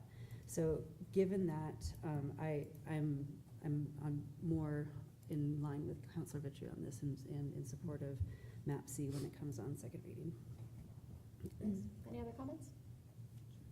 Councilor Clancy? I will say, being on our legislative advocacy commission, one of those words. I have actually heard a lot of rumblings about the state code changes to this process and the dates. And even CML, who's our lobbyist, is saying there's gonna be changes, and instead of us having to continue to make all these changes and we go too aggressive, little aggressive, we need to go more aggressive, I'd rather wait. And it was only a couple months, and I know that it's also 70 degrees in February, so that's not great.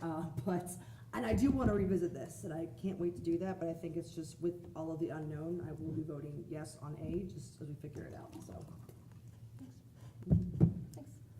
All right, we have a motion and a second, and no more hands raised. All those in favor, please say aye. Aye. Any opposed? Nay. All right, we have one nay and the rest ayes. We will be back here discussing on March 10th. Thank you all. And with that, we are adjourned. Thank Thank you.